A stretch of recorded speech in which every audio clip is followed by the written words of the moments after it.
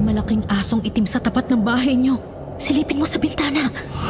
Ilang beses kang bumalik sa tapat ng bahay ko kasi buntis ang asawa ko at yun ang gusto mo.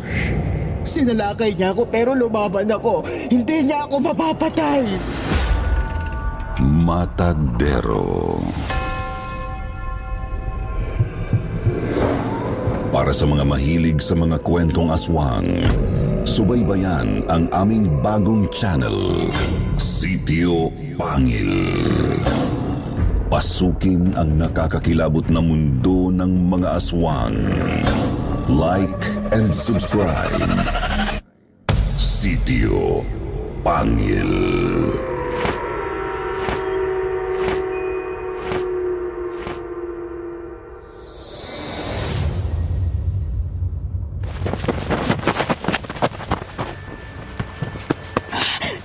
Tulungan niyo ako!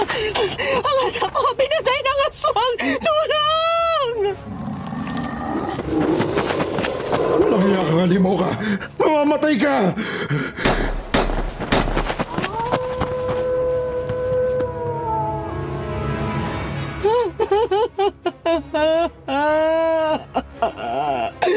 Ang kawawa kong anak!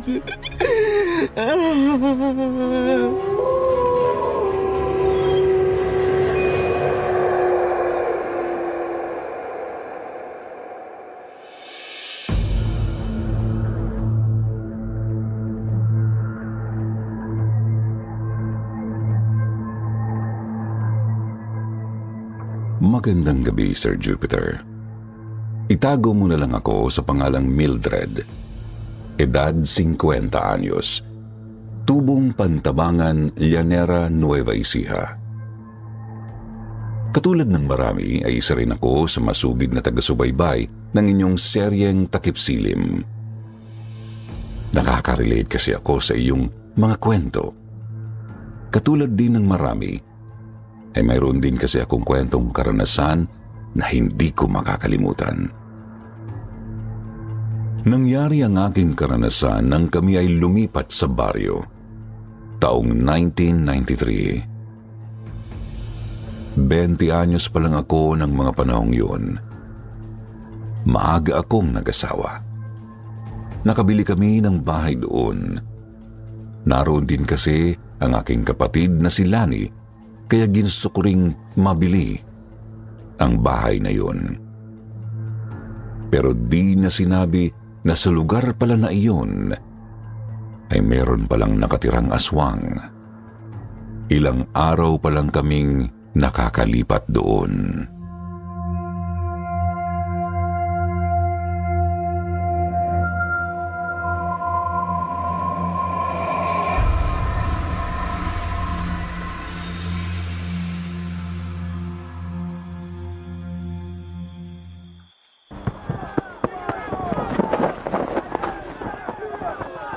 Mahal, anong meron dyan? Bakit nakasilip ka sa bintana?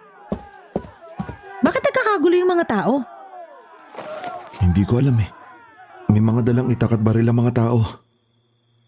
Sa lugar na ito na wala ang aswang. Hanapin nyo. Nandyan lang yan.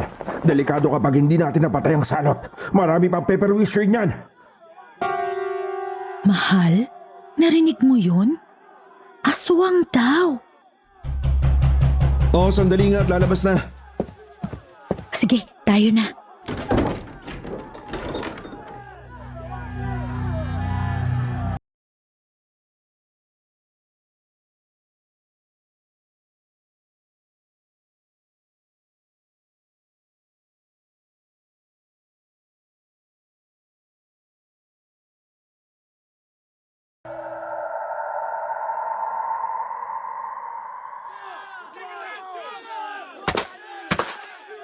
Pare, anong meron?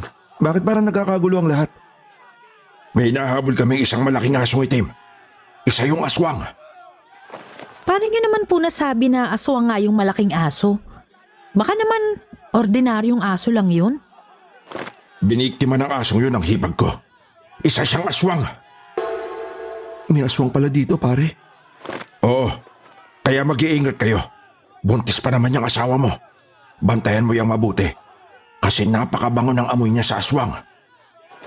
Honey, natatakot na ako. Pumasok na tayo sa loob. Oo, tayo na. Mga kasama, tayo na! Hanapin natin ang salot na yon!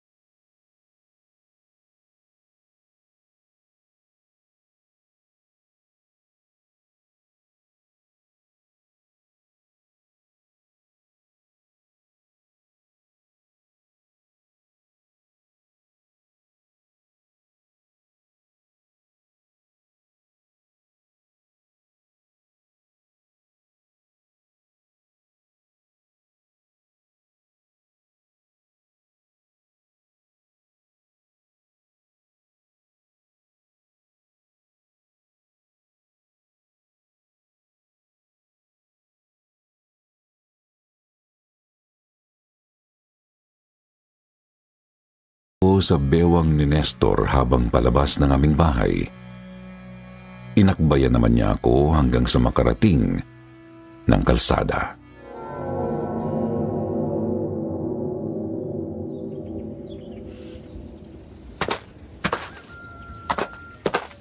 Maalis na ako. Ingat ka, mahal ko. Napaka-sweet mo talaga, mahal ko. Hindi ka nagbago. Pakis nga na pang buenas. Ikaw din naman ah.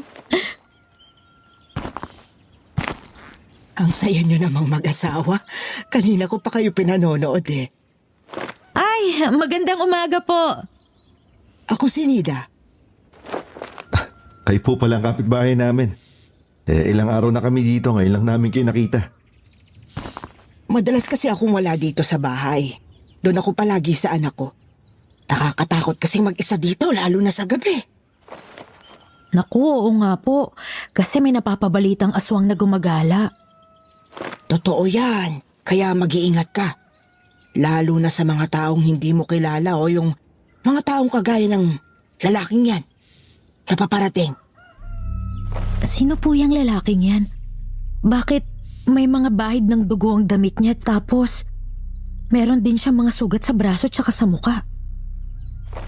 Hindi ko siya masyadong kilala kasi natatakot ako sa kanya. Iniiwasan ko siya. Pero sabi ng mga taga rito, Karding daw ang pangalan niya. Ang sama niyan tumingin. Parang kakain ng tao. Oo, tama. Kaya mag-iingat kayo. Sige na. Papasok na ako sa loob ng bahay ko. Sige po.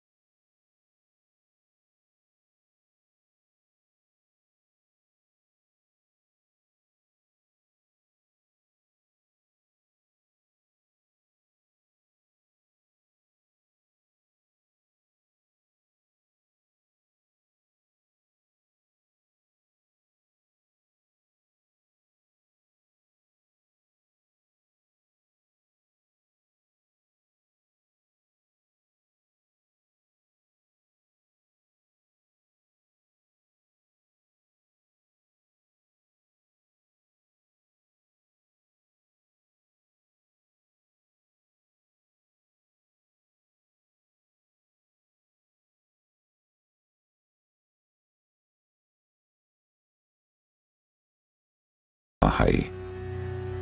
Isinara kong mabuti ang pintuan at bintana ng bahay.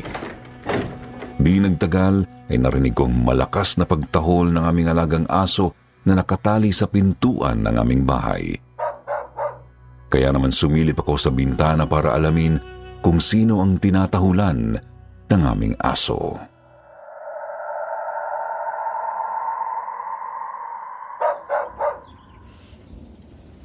Diyos ko po.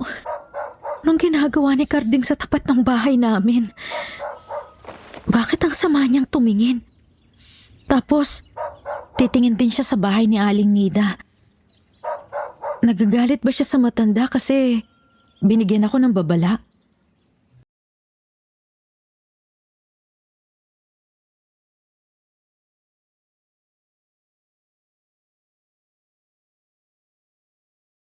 Gabi ay may nangyari ng kakaiba sa mga nakakaraang gabi. Lalo na kapag bilog ang buwan at pumapatak-patak ng bahagya ang ulan.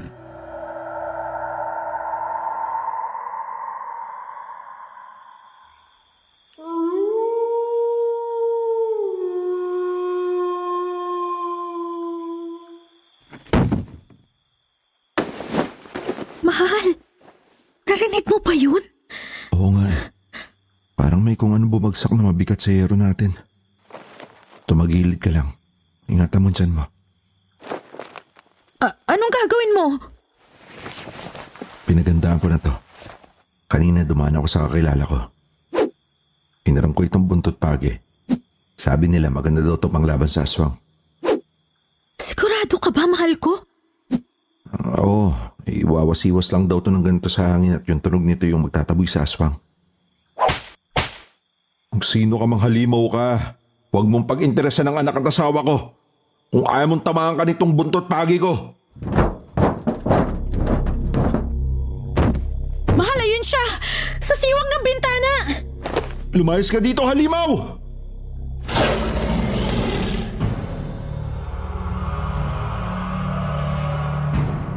Kitang-kita ko nang tamaan ng buntot pagi ang kamay at mukha ng aswang na nakasilip sa siwang ng bintana namin.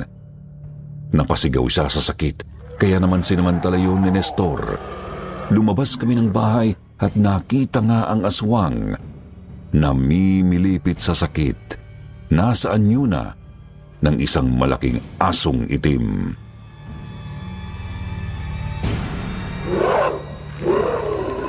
Nangiya ka, halimaw ka, mamamatay ka. Tikman mo tong buntot pagi! Mga kapitbahay, tulong! May aswang dito!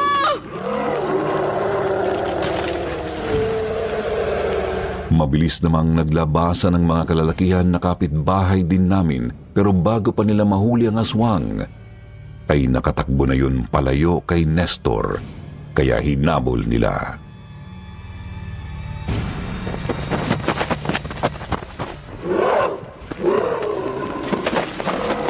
Ay na, aswang! Tara, habulin natin! Oh, wala na. Saan nagpunta?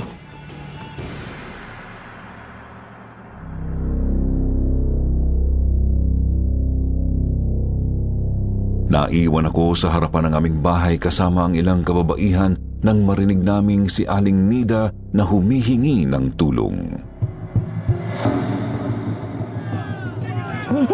Tulong! Tulungan niyo ako! Nestor!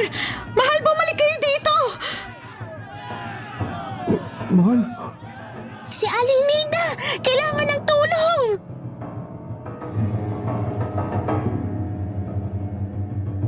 Nagmamadaling bumalik sina Nestor. Pinasok namin ang bahay ni Aling Nida. Umiiyak at takot na takot ang matanda.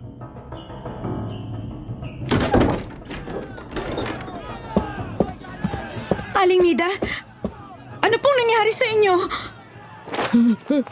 Gusto akong patayin ng aswang. Sinalakay niya ako pero lumaban ako. Hindi niya ako mapapatay. Kawawa naman kayo. Ang dami niyong sugat sa braso tsaka sa muka. Dahil sa matatalas na kuko ng aswang. Gusto niya akong lapain pero hindi siya nagtagumpay. Si Carding, ang walang hiyang yun ng aswang.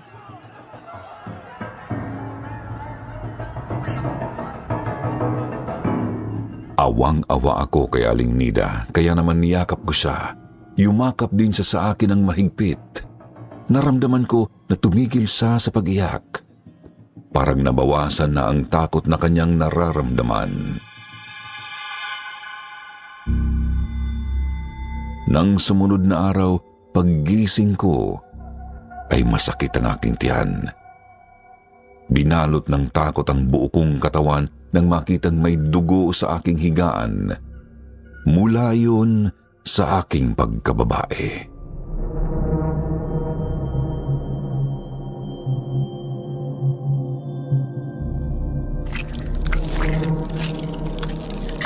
Mahal! Mahal! Bakit? Dugo! Dinudugo ako! Ang sakit ng tiyan ko! Kabuanan mo na ba? Baka manganganak ka na. Hindi pa mahal ko, pero ang sakit-sakit na ng tiyan ko. Mabuti pa tumawag na ako ng komadrona. Baka manganganak ka na eh. Mali lang siguro yung bilang mo ng buwan. Sige, dalihan mo. Aray ko.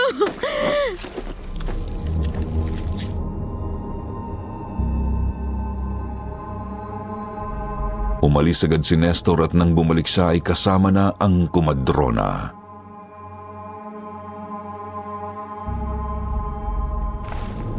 Sige, ayan na lalabas ng anak mo. Konting iri na lang. Ayan na siya.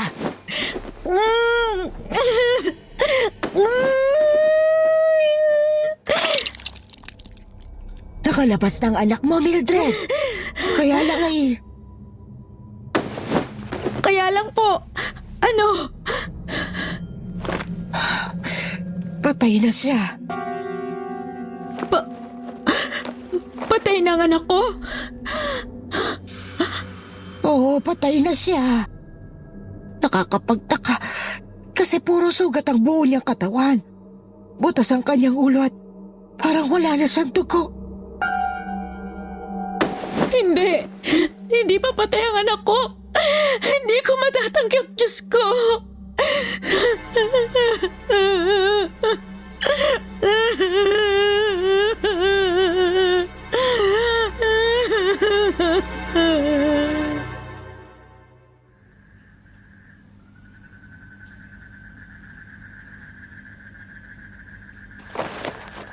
Wala na tayong magagawa. Ang aswang. Alam ko na siyang may kagagawa nito. Ang walang yang karding na yon. Tahan na. Baka umapano ka pa eh. Hindi mo ba ako narinig? Si Karding ang aswang. Siya lang ang tumingin sa akin ang masama nung kausap natin si Aling Nida. At siya rin ang nakita kong nakatayo sa labas ng bahay natin noon. Sige na, ako nang bahala. Almantiin mong sarili mo, baka mapano ka pa.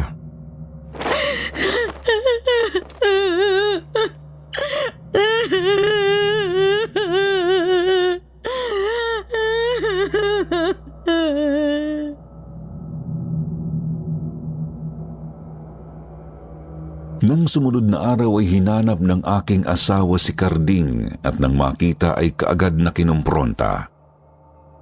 Pero mayroong mga kalalakihang naroon na umawat sa kanila.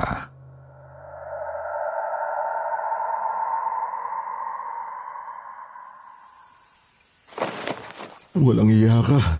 Ikaw ang aswang na pumatay sa anak ko. Ay, mag-ingat ka sa mga bintang mo sa akin, pare. May katibayan ka ba? Meron. Ilang beses kang bumalik sa tapat ng bahay ko. Kasi buntis ang asawa ko at yun ang gusto mo. Mahirap magbintang lalo na kung wala pang sapat na katibayan. Tama nga naman, parang Nestor. Mahirap magbintang ng walang katibayan. Hindi ba kayo nagtataka kung bakit palagi may dugo ang damit itong si Karding? Meron din mga gasgas at sugat sa braso at mukha. Matadero kasi siya sa palengke. Mabait na tao tong si Karding. Bahala kayo kung ayaw niyong maniwala. Basta ako babantayan ko lahat ng kilos mo, Karding. Mag-iingat ka.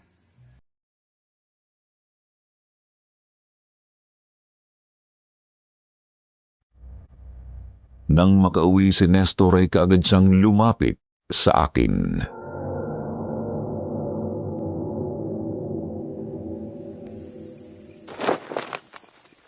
mga tao dito. Hindi naniniwala na si Carding ang aswang. Parang nabubulagan sa kabaitang pinapakita niya. Ang walang yang yon. Patuloy pa rin siyang nakakapambiktima. May araw din ang mga ganong tao, mahal ko. Pagbabayaran din niya ang mga kasalanan niya.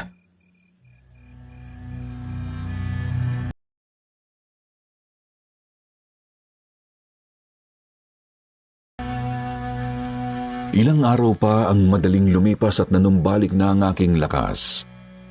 Hindi ko na nakikitang dumadaan sa tapat namin si Carding. Si Aling Nida naman ay madalas ding wala sa kanyang bahay. At kapag nakita ko naman ay madalas na sinasabing doon siya nagpupunta sa anak niya.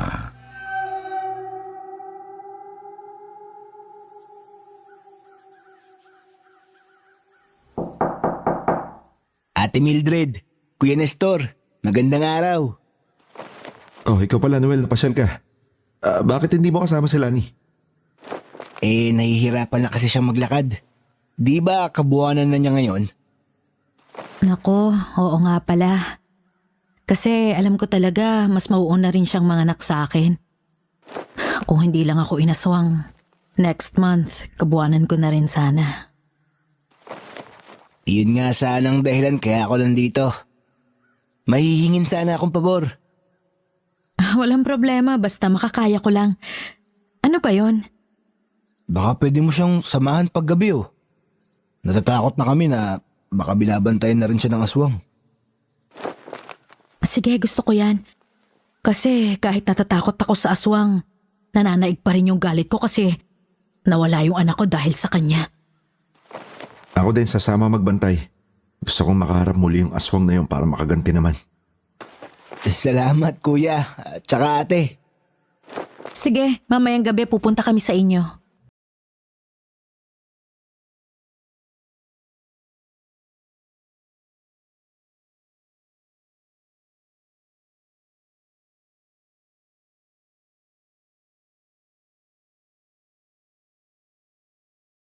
Dala ni Nestor ang buntot pagi at itak.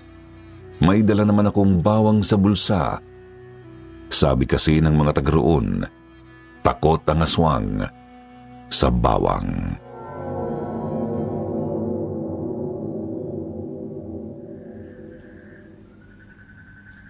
Salamat, sinamahan niyo ko ate.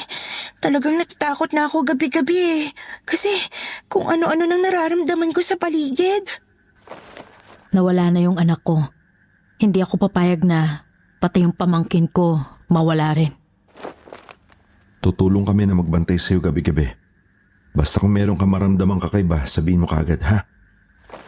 Oo, kuya. Kumain muna tayo, kuya, ate. Nakahanda ng pagkain. Okay, sige.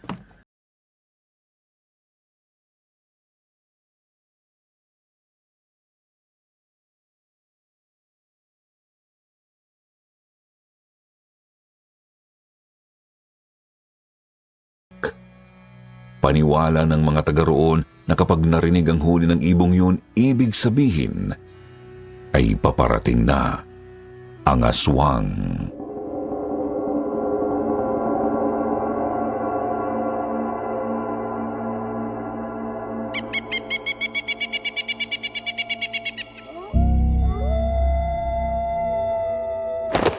May ginawa akong sinturon na may nakalagay na bawang. Isuot mo to, Lani. Itapat mo daw yung bawang dun sa pusod mo. Saan mo naman natutunan yan, ate? Nang mawala yung anak ko, nagtanong-tanong ako kung paano ba pwedeng kontrahin yung aswang na yon. At yun nga, nalaman ko yan. Ganun ba? Sige, akin na. Isusuot ko na. Kailangan nating mahuli o mapatay ang aswang para mapatunayan ko din sa kanilang lahat na si Carding at ang aswang, iisa. Nandito na siya, Noel. Huli mo ang itak. Sa akin ang buntot pagi. Oo, kuya. Lani, tayo na sa kwarto mo. Tingnan natin ang bintana kung nakasarado na maayos. Oo, ate.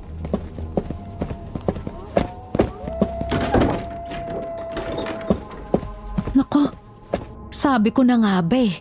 Hindi nakalak ang mga bintana. Buti na lang naisip kong pumunta tayo dito.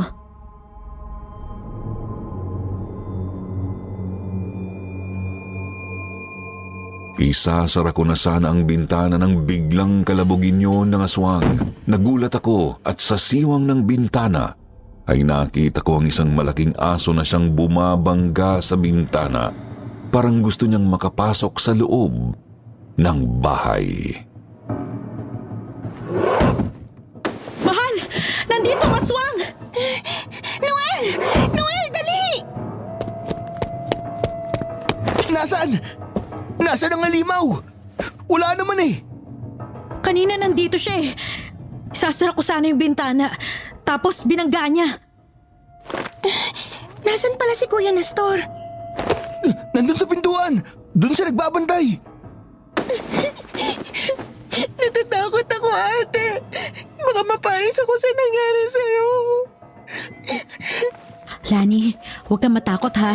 Pilitin mong maging matapang para sa anak mo. Nandito kami. Hindi ka namin pababayaan. Salamat, ate. Nandito na naman siya. Maupo ka na lang muna doon, Lani. Doon sa papag. Sige, ate. Noel, sa bintana! Oo, ate. Pakiramdam ko, nandyan na nga siya. Saglit lang at sisilipin ko. Mag-iingat ka ah. Sumilip nga si Noel sa bintana. Wala naman siyang nakita sa labas. Naging tahimik ang paligid. Kaya naman nanatili kaming lahat sa aming mga pwesto. Pinapakiramdaman ang paligid.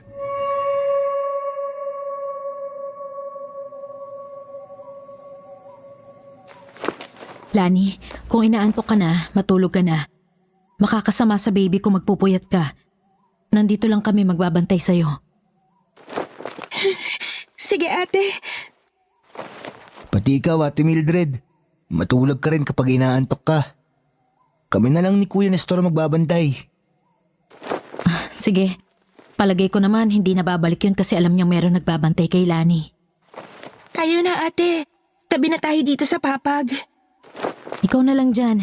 Dito na lang ako sa upuan. May sandala naman to kaya makakatulog ako dito. Sige.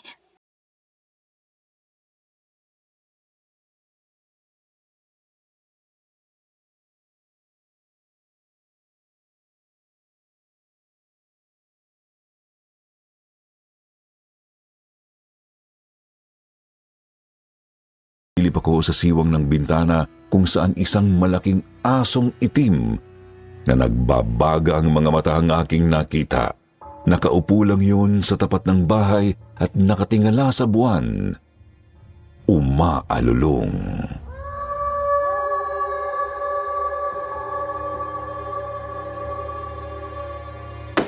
Noel, gumising ka.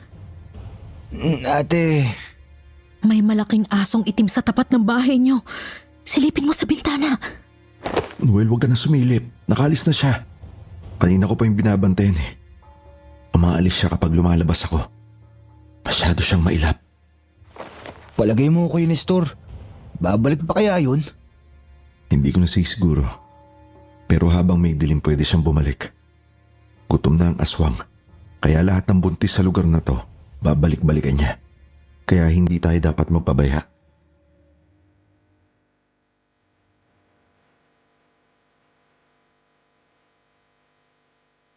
Mahabang oras pa ang lumipas.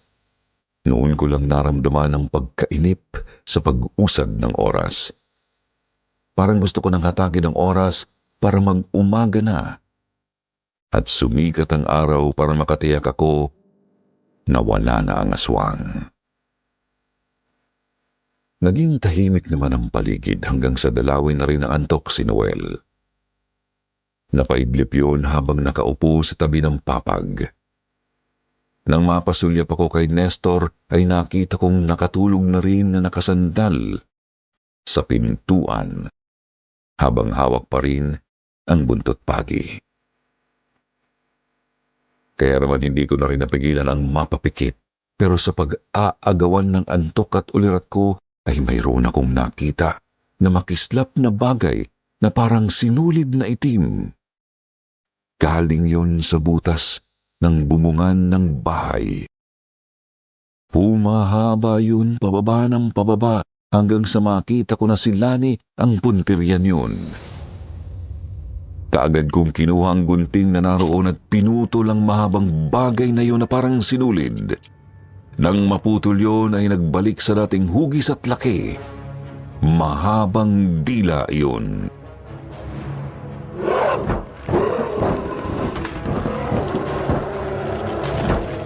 Mahal! Nasa bubungan yung aswang! Naputol kong dila niya! Noel, tayo na sa labas, dali. Oo, sige kuya.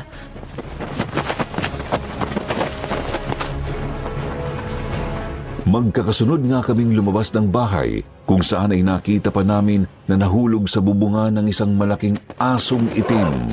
Nagdurugo ang bibig niyon. Hinagupit yun ni Nestor ng buntot pagi pero dahil masusukol na siya ay lumaban ng aswang. Galit na galit yun.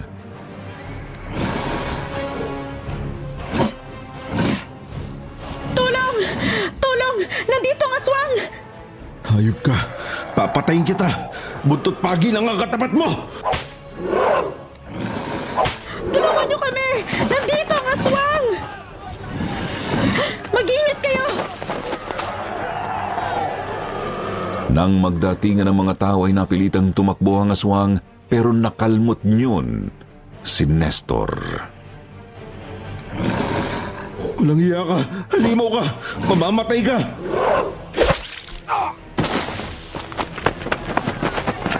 Ayun ang aswang. Habulin natin.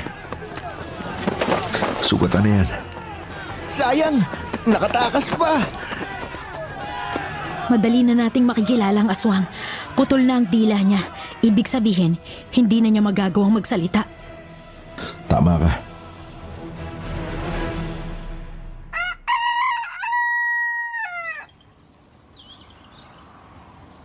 Nang sumikat ang araw, ay kaagad naming hinanap si Carding. Buo kasi ang aming paniniwala na siya ang aswang. At ang katibayang aming hinihintay ay yun na.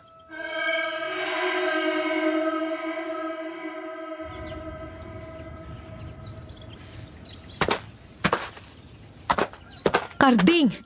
Pinagbayaran mo ng kasamaan mo! Anong ibig mong sabihin? Hanggang ngayon ba'y buong paniniwala ninyo na ako ang aswang?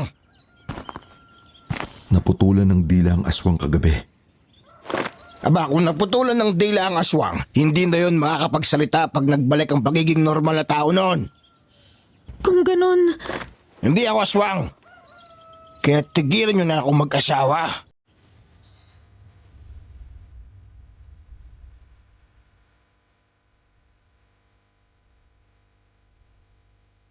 Alam ko na iinis si Carding nang iwanan kami dahil sa mali naming bintang sa kanya. Umuwi kami ni Nestor sa aming bahay. Kaagad kaming nakatulog dahil sa puyat. Halos maghapon kaming nakatulog at madilim na ulit ng magising. Nang sumilip ako sa bintana ay nakita ko si Aling Nida na kararating lang. May bandana pa siya. Kaya natuwa ako na nakita siyang muli.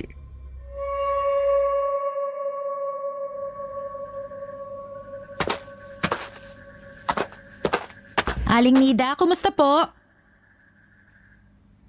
Parang di ako napansin ni Aling Nida, ha? Aling Nida! Dumating na pala kayo.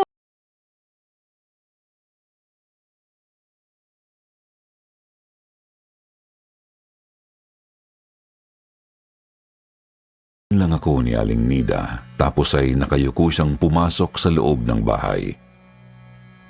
Inisip ko na masama siguro ang pakiramdam niya kaya kumuha ako ng gamot at nagpunta sa bahay niya. Pumasok ako sa loob ng bahay niya at nakita ko nga na nagdurugo ang bibig niya.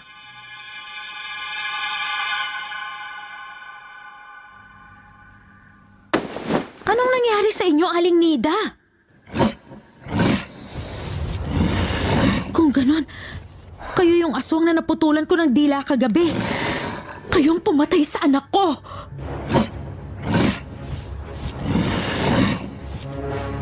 Kitang-kita ko nang maging malaking asong itim si Aling Nida. Umaangil siya sa galit kaya naman napaatras ako at natakot dahil kaharap ko na ang halimaw. Pero bago pa ako madamba ng malaking aso ay dumating na si Karding.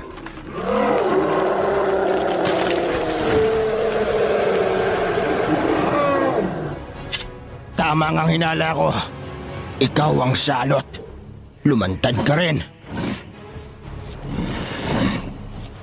Hawak ni Karding ang malaking itak at ginagamit niya sa pagkatay ng baboy nang sugurin ang aswang na si Aling Nida. Pinagtataga ito ni Karding hanggang sa mapuruhan at tinamaan sa leeg.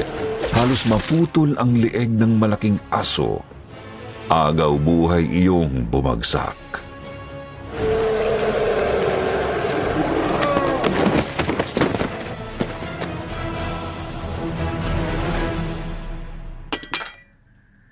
Karding, salamat.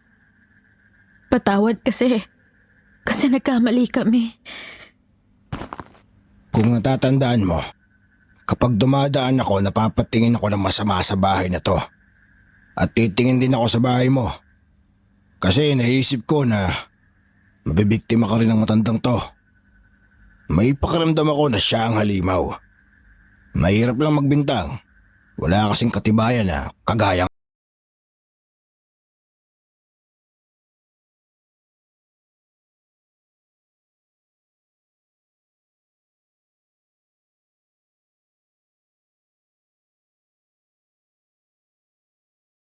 Nestor kung saan nakita pa ang pagpapalit anyo ng malaking aso hanggang sa maging tao bago tuluyang malagutan ng hininga.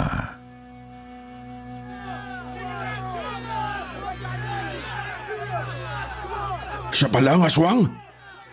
Oo, natapos din ang paghahasik niya ng lagim. Mahal, ayos ka lang? Nakaganti na ang anak natin. Oo, mahal ko.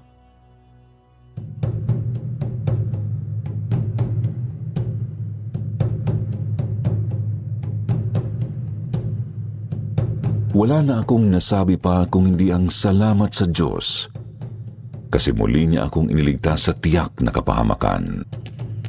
Mula noon ay natahimik na sa baryo.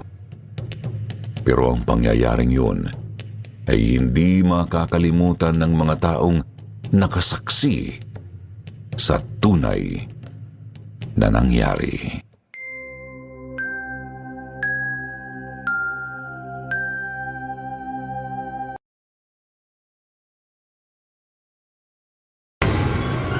Bago natin simulan ng kwento, please like and share the video at huwag na ding kalimutang mag-subscribe.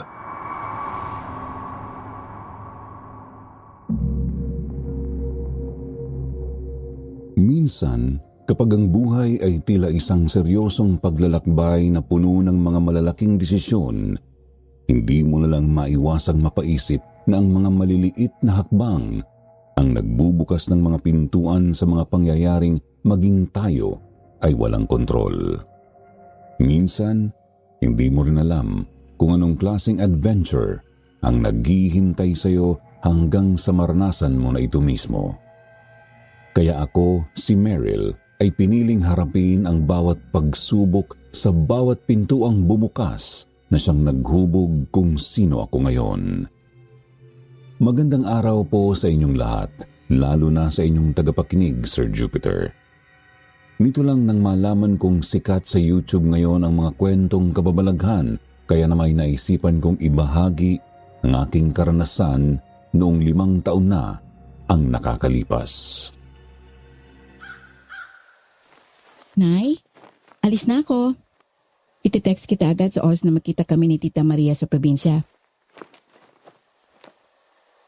Bago pa magpahabol ng kwentong aswang si nanay sa probinsya ay inunahan ko ng makalabas ng bahay. Simula kasi nang malaman niyang doon muna ako kay Tita Maria titira, aba naman at sunod-sunod ang kwento ng tungkol sa mga aswang. Lalo na sa mga tiktik at kapre na madalas daw sa probinsya. Magiging interesado sana ako kung unang beses ko lang yun mapapakinggan. Kaso baka magdugo na ang aking tenga kakaulit niya sa mga kwentong aswang sa probinsya. Habang nasa bus ako patungong probinsya, hindi ko maitatago ang kabang nararamdaman ko. Hindi ko alam kung ano ang aasahan, ngunit ang iisipin ko lang ay ang pagtulong ko sa Tita Maria na nag-iisa na lang sa kanyang sari-sari store matapos na umalis ang kanyang asawang si Tito Nonoy. Ang Tita Maria kasi ay buntis at hindi magandang maiwan siya mag-isa. Ayaw niya kasing kumuha ng kasambahay gawa ng wala siyang tiwala sa ibang tao. Nang makarating ako sa terminal ng Pangasinan, nakita ko si Tita Maria sa gitna ng mga tao. Magaan ang ngiti sa kanyang mukha.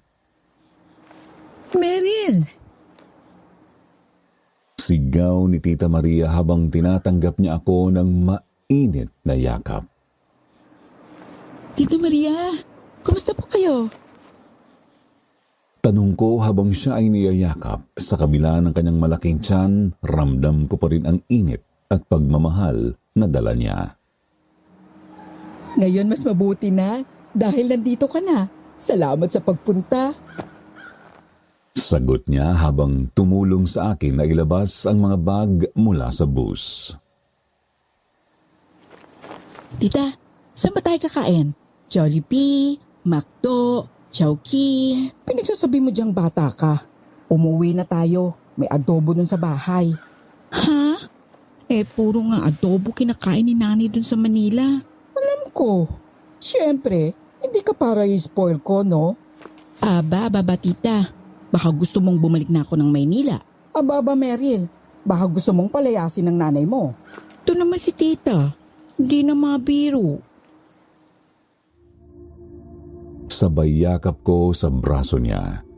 Si Tita Maria ang nag-iisang kapatid ni Nanay kaya na may mas close ako sa kanya. Kung minsan ay para kaming magtropa kung magturingan. Sobrang cool ng Tita Maria ko na to dahil sa totoo niyan hindi rin niya kayang magseryoso ng matagal. Ang kalsada ay abala, puno ng mga vendor at mga mamimili nagmamadali. Nakaka-overwhelm, ngunit alam kong ang aking pagdating ay makakatulong sa kanya sa oras na ito.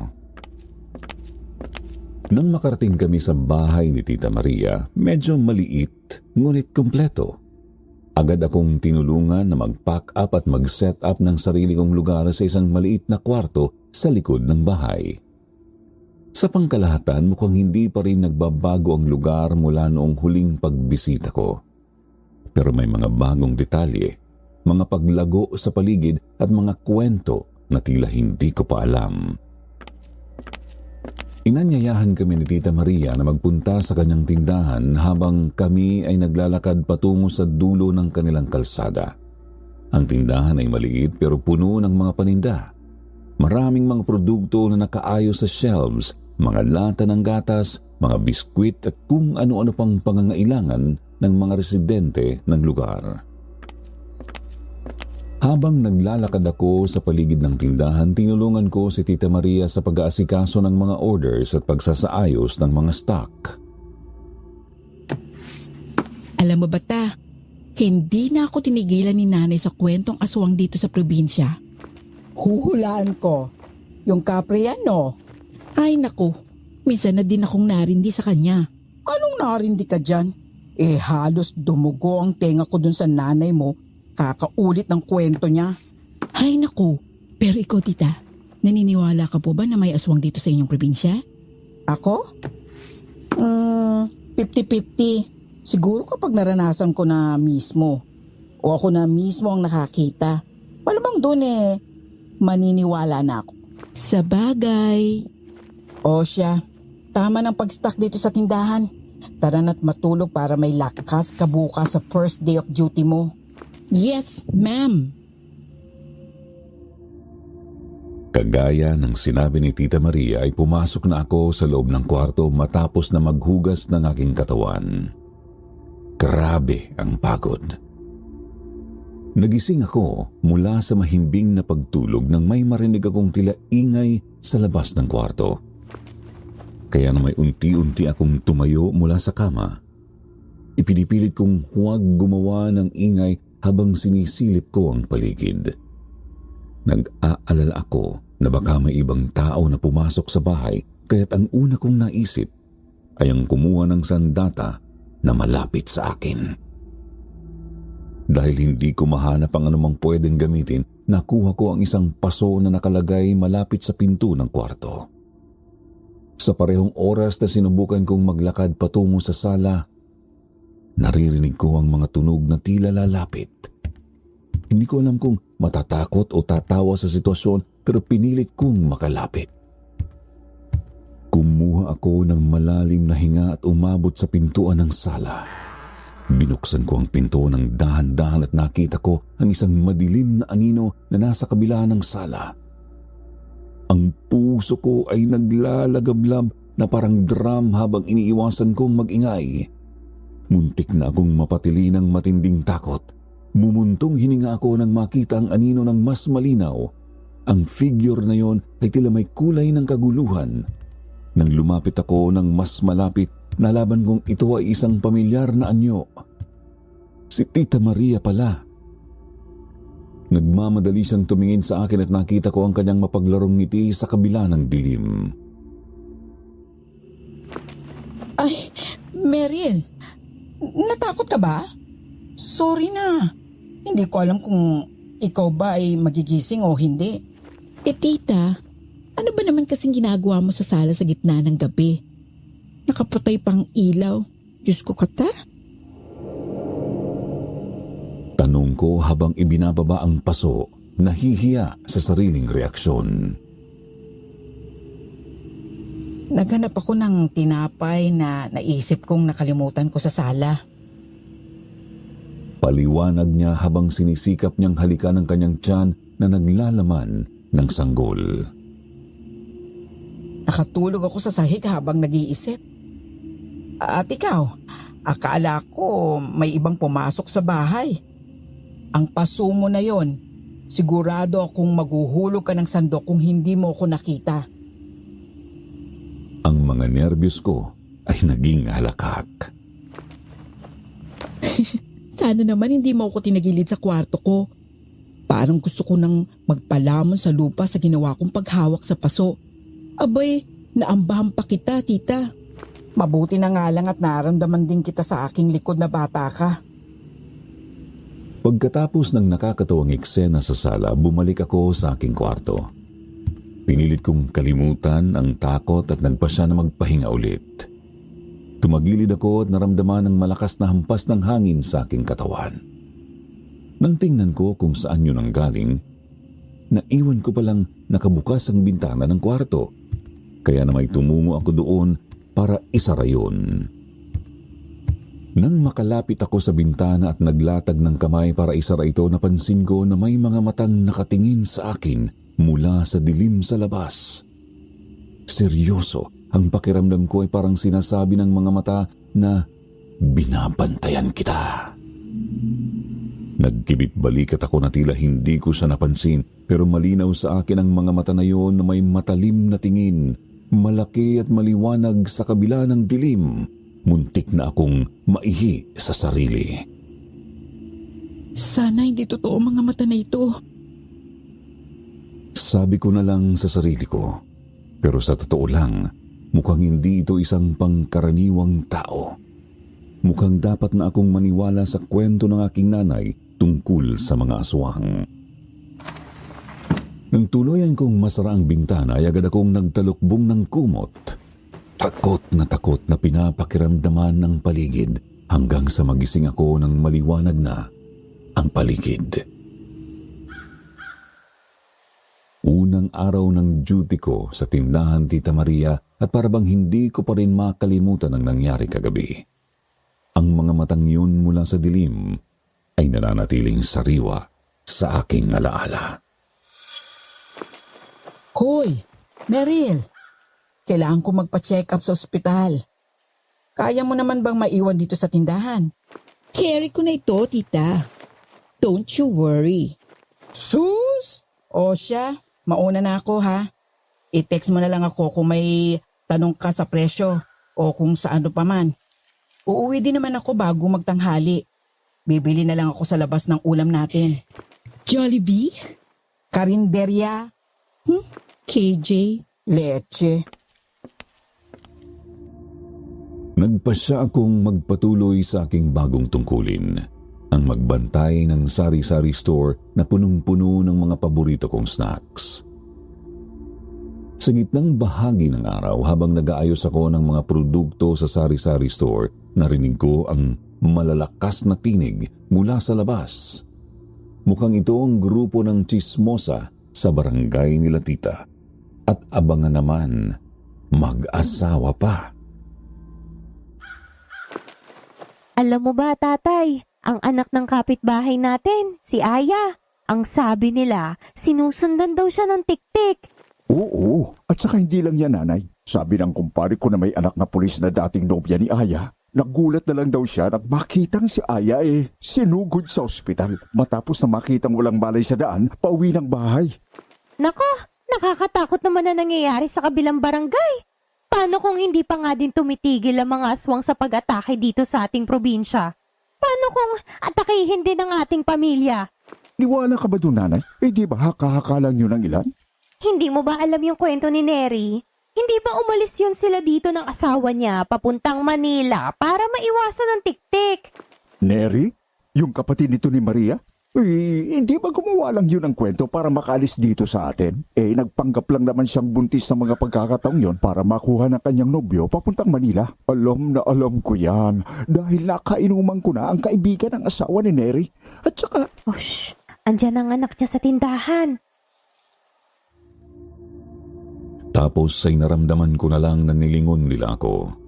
Kaya naman nilingon ko din sila at nang magtama ang aming mga mata, agad nilang iniwas yun na akala mo hindi ko sila narinig. Mga chismosang to, parang ang sarap nilang paliguan ng mainit na tubig. Nako, anong oras na pala? Mukhang kailangan ng pakainin ng aking mga manok. Tatay, sasabay na ako sa'yo. Hindi ba bibili ka ng patoka sa palengke? Oo nga. Tara na, nanay. Matapos nun, agad-agad silang nagmamadali pa uwi. Kung totoo nga ang kanilang sinasabi tungkol sa tik-tik dito sa probinsya, mas kailangan kong bantayan ang aking tita Maria. Pero yung kwento nila tungkol sa aking nanay, Diyos ko kung hindi lang talaga sila mas matanda sa akin.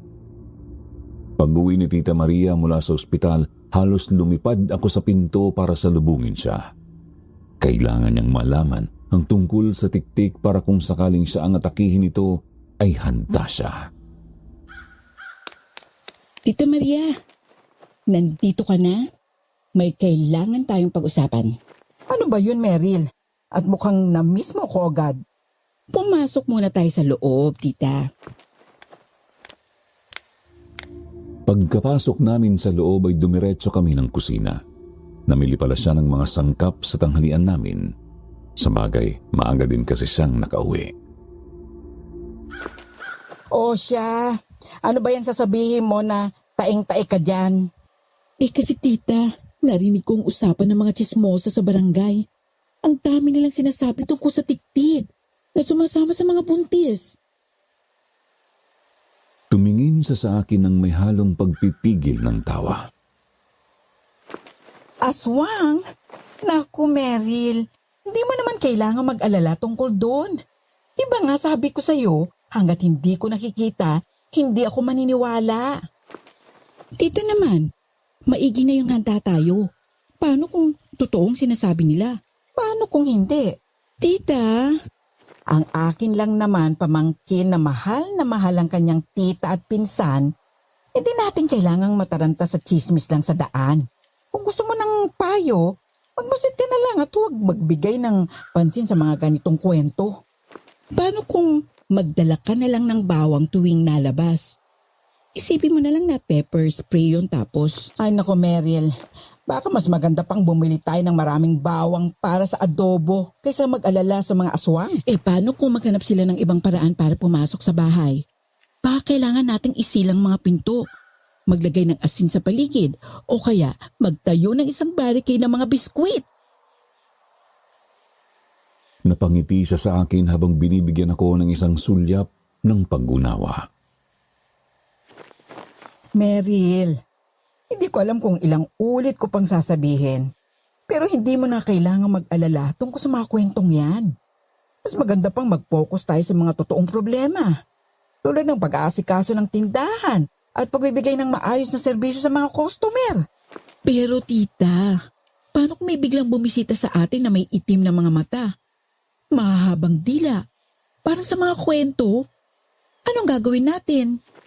Simple lang, Meryl.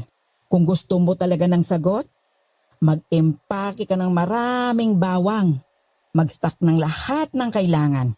At kung may dumating na aswang, bigyan mo siya ng discount sa mga chips natin. Hay naku tita, basta ako, gusto ko lang ligtas ka at ang aking pinsan. Ang sweet naman pala ng tita na yan. Huwag kang mag-alala. Kapag may naramdaman akong kakaiba sa paligid, ikaw ang una kong sasabihan. Dahil ako lang ang kasama mo sa bahay? Napakatalino mo talagang bata ka. Ikaw talaga, tita. O siya, bumalik ka na sa pagbabantay ng sari-sari store bago ko pabawasan ang sweldo mo. Aba naman, puro ka chismis ah. Teka, may sweldo ako dito, tita? Aba, oo naman. Kaso, nakabudget na sa everyday food natin. Sabay bumalik na ako sa pagbabantay. Si Tita Maria talaga, bihira lang makausap ng matino. Pero gayon pa man, hindi ko pa din inaalis ang pag-aalala ko sa aswang, lalo na sa na-witness ko kagabi. Kinabukasan, nagising ako ng maaga para sa aking bagong routine, ang magtapon ng basura. 4:00 pa lang ng madaling araw, ang malamig na hangin ang agad na sumalubong sa akin sa oras na tumapak ako sa labas ng bahay. Nang buksan ko ang pinto, kumaripas ako ng hakbang patungo sa tapunan ng basura sa likod bahay. Hindi ko pa gaanong nauunawaan ang paligid dahil sa dilim. Ang mga mata ko ay sinanay sa malamig na liwanag ng buwan nang bigla akong nakakita ng isang figure na nakatayo sa harapan ko. Ang figure na yon ay isang nakapagpatigas sa aking kinatatayuan. Isang nilalang na may mahahabang kamay at paa. Mga mata na malalim at parang naglalabas ng isang uri ng masamang pakiramdam. Agad kong nahulog ang hawak kong basura at napaatras ako ng mabilis. Ang puso ko ay parang sumabog sa bilis at ang paghinga ko ay naging mabigat sa takot. Sino ka? Ngunit ang nilalang ay hindi gumagalaw. Nanatili siyang nakatayo roon na parang nagmamasid sa akin. Ang mahahabang kamay at paa nito ay tila nagbibigay ng kakaibang pakiramdam, parang mga pangil na handa na akong sakmalin. Ang malalim na tingin nito ay nagpaparamdam sa akin na ang lahat ng mga kwentong aswang ay nagiging totoo. Sino ka? Anong gusto mo? Nagawa kong magtanong sa kabila ng nanginginig kong tinig. Nang hindi pa rin gumagalaw ang nilalang, nagpanik ako. Pumili ako ng pinakamadaling solusyon sa sitwasyon, ang tumakbo. Nagsimula akong magmadali pabalik sa loob ng bahay at doon ay naabutan ko si Tita Maria na nasa kusina. Tita! Ay, Diyos ko ka! May? Sino yun? May aswang sa harap ng bahay. Ha? Ayan ka na naman. Meryl ha? Napakaaga. Totoo po. Halika. Nasaan? Huwag. Baka anong gawin niya sa'yo, tita? Baka kung ano kamong gawin ko sa'yo, kapag nalaman ko kung ano-ano na naman yung sinasabi mo. Pero, tita, Hindi siya nakinig sa akin at dumiretso sa labas. Agad naman akong sumunod sa kanya.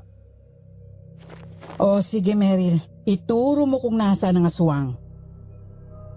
Nilingon ko yung lugar kung saan ko siya nakitang nakatayo kanina at sa laking gulat ko, wala na siya. Meryl, pero nandun lang siya kanina, tita. Sabay turo ko doon sa pwesto kung saan ko siya nakita. Isang malaking buntong hininga ang pinakawalan ni Tita Maria. Tara na sa loob, Meryl. At mukhang imbis na aswang ang makapahamak sa akin, yang pang mga pinaggagawa mo ang ipanganak ko ng wala sa oras. Pero, bahala ka dyan. Sabay pasok niya sa loob kaya na may sumunod na din ako sa kanya. Pero hindi ako gumagawa ng kwento at sigurado ako sa nakita ko kanina. Kaya naman kung anumang uri ng aswang yon, ako na lang ang bahalang kaharapin yun. Sabado at nakaplano na lumabas kami ng pinsan kong si Mia na lumuwas pa mula sa kabilang city para makita ako. Ayaw ko mang iwan si Tita Maria mag-isa sa bahay, siya na din ang nagpumilit sa akin na lumabas kami, kundi palalayasin niya daw ako sa bahay. Mia? At doon nga ay nagsimula na ang napakahaba naming kamustahan.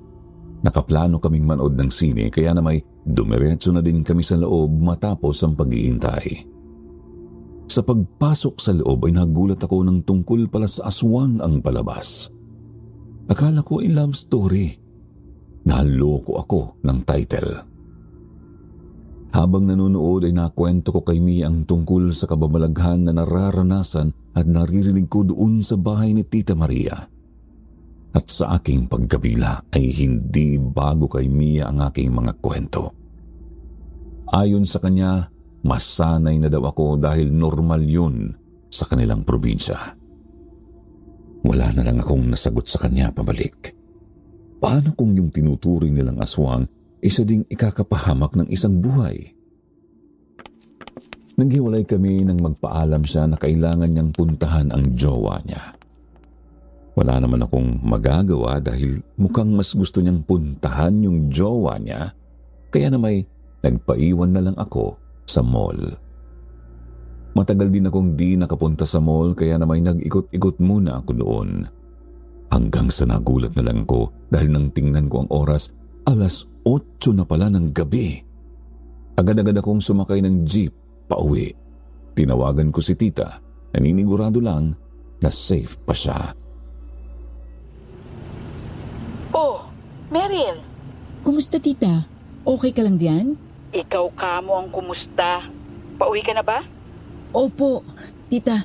Hindi ko na malayan ang oras at 8:00 na pala. Di ba? Aayaw-ayaw ka pa dyan ng labas. May e-enjoy mo din naman pala.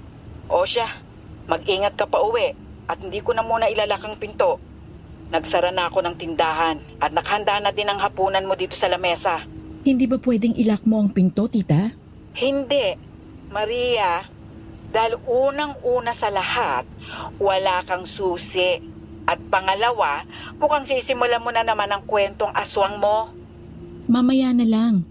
Tita, bababa na ako ng jeep. Bye. Manong, para po. Pagbaba ko ng jeep ay agad akong tumungo sa terminal ng tricycle. Pero sa aking pagtataka, wala nang namamasada. Tiningnan ko ang oras at mag-aalas 9 pa lang naman. Normally, mga alas 11 nawawalan ng masasakyan dito sa amin. Napansin kong may text si tita kaya agad kong binuksan yun. Kaya naman pala walang masakyan. Ayon sa kanya, may strike daw ang mga driver sa bayan laban sa pamasahe. Wala na akong nagawa kundi ang maglakad. 20 minutos lang din naman ang itatagal kung lalakarin. Habang naglalakad ako pauwi, Napagpasyahan kong dumaan sa tabi ng bukirin para iwasan ang madilim na kalsadang mas lalo pang nagpapalala sa aking kaba. Ngunit bago pa ako makalayo, isang malakas na sigaw ng babae ang tumino sa aking pandinig. Pakiramdam ko ay kailangan ng tulong ng boses na aking narinig, kaya naman hindi ko na napigilan pa ang sarili ko na lapitan ang pinanggagalingan ng boses na yon. Dahan-dahan akong lumapit sa kaluskos ng mga dahon. Ang mga dahon ay parang naglalaban sa hangin na parang mas tumataas ang tensyon sa bawat hakbang ko. Ang tibok ng puso ko ay parang sumasabay sa tunog ng mga dahon. Nag-ambahan ako ng kamay. Kunwari ay handa na akong maglabas ng malaking tabak kung kinakailangan. Ang isip ko ay abala sa mga kwento ng mga aswang at kung paano ako aaksyon kapag may nakita akong masamang nilalang. Sa wakas natanaw ko ang mga anino sa gitna ng bukirin. Paglingon ko nakita ko ang 2 tao sa bukirin. Ang kanilang mga mata ay nagkakatinginan ng nagtatawanan. Naku po, akala ko may nangyayari. Ang lakas ng sigaw nyo. Nagulantang sila sa akin. Magjowa lang pala na naghaharutan sa bukirin. Sino ka? Bakit ka na dito? Ano ka mong ginagawa nyo dito? At may pasigaw pa akong naririnig. Sinabi ba namin lumapit ka? Tsaka ano ba yung hawak mo at nakaambag pa sa amin? Ha? Diyos ko. Sa galit ko ay hindi na ako nakapagsalita at iniwan na lang sila doon sa bukid. Nakakainis, sayang sa energy. Tumuloy na akong maglakad, pauwi. Pero nang tuluyan akong makalayo sa magnobyo ay nagtaasan ang aking balahibo. Pakiramdam ko ay parang may sumusunod sa akin. Ang bawat yapak na naririnig ko ay tila bumubulong na, tingnan ko, may aswang sa likod ko, na parang hindi ko na alam kung sasabihin kong ang mga yapak ay mula sa isang tunay na nilalang o mula sa paranoia ko. Huminto ako sa gitna ng kalsada. Sinusubukang magpasya kung paano ko tatakasan ang posibleng panganib. Ang mga yapak sa likod ko ay tumigil din. Ang tibok ng puso ko ay tila nagiging malakas na tunog ng drum sa kalabog. Medyo may kalamigan na ang hangin at napapansin kong para mas lumalapit pa ang takot sa akin. Nang dahan-dahan kong tinutok ang kamay ko sa pintuan, bigla na lang may humawak sa braso ko para akong nastanggan na naglakad sa isang walang katapusang tunnel ng takot. Nilingon ko ang kamay na humawak sa akin at halos hindi ko na malaman kung paano ko haharapin ang anino ng dilim sa likod ko. Ang kamay na yun, may mahahabang kuko na tila inilabas mula sa pelikula ng horror, ay kulay itim at may mga ugat na parang naglalaban sa kanyang sariling balat. Baka nga sa ilalim ng kamay na ito ay naroon ang lahat ng paboritong aswang ng mga bata sa gabi. Sino ka? Ang kamay ay nag-angat ng sarili mula sa aking braso at biglang lumitaw ang isang nakangiting mukha sa aking harapan. Sa pagkakataong ito, sigurado na ako, isang kapre ang aking nasa harapan. Gustuhin ko mang magsisigaw ay hindi sumusunod ang bibig ko sa akin. Tila ba hindi ako makapagsalita at labis ang takot ko sa nakangiting kapre sa aking harapan. Hanggang sa isang iglap, naramdaman ko na lang ang malakas na pagbagsak ng aking katawan sa sahig at nagdilim ang buong paligid. Nangimulat ko ang aking mga mata, bumungad sa akin ang liwanag mula sa mga ilaw sa kwarto ko. Ang sakit sa ulo ko, parang may nagsasampal sa loob ng utak ko. Nagumpisa akong mag-isip kung paano ako nakarating dito matapos ang nangyari sa akin kagabi. Dali-dali akong tumayo, pumunta sa labas ng kwarto at hinanap si Tita Maria. Nakapadyama pa siya at mukhang nagtataka sa biglaang paglabas ko. Tita Maria, paano po ako nakabalik dito? Alam mo ba kung paano ako nakapasok sa kwarto ko? Hala, Meryl, wala akong ideya. Kagabi pa ako natutulog nang dumating ka. Hindi ko nga rin alam kung paano ka nakapasok sa kwarto mo. Pero, hindi mo po ba ako tinulungan? Baka may nangyari sa akin. Oo kaya. Pero imbis na sumagot sa akin ay naglakad siya papunta sa aking kwarto. Nakasunod ako sa kanya. Alam mo, hindi kita maintindihan, Maria. Tingnan mo, wala namang masama sa kwarto mo. Di ba? Kung totoong may nangyari sa'yo, paano ka mapupunta sa kwarto mo? Sige nga. Sinubukan kong tingnan ang paligid ko.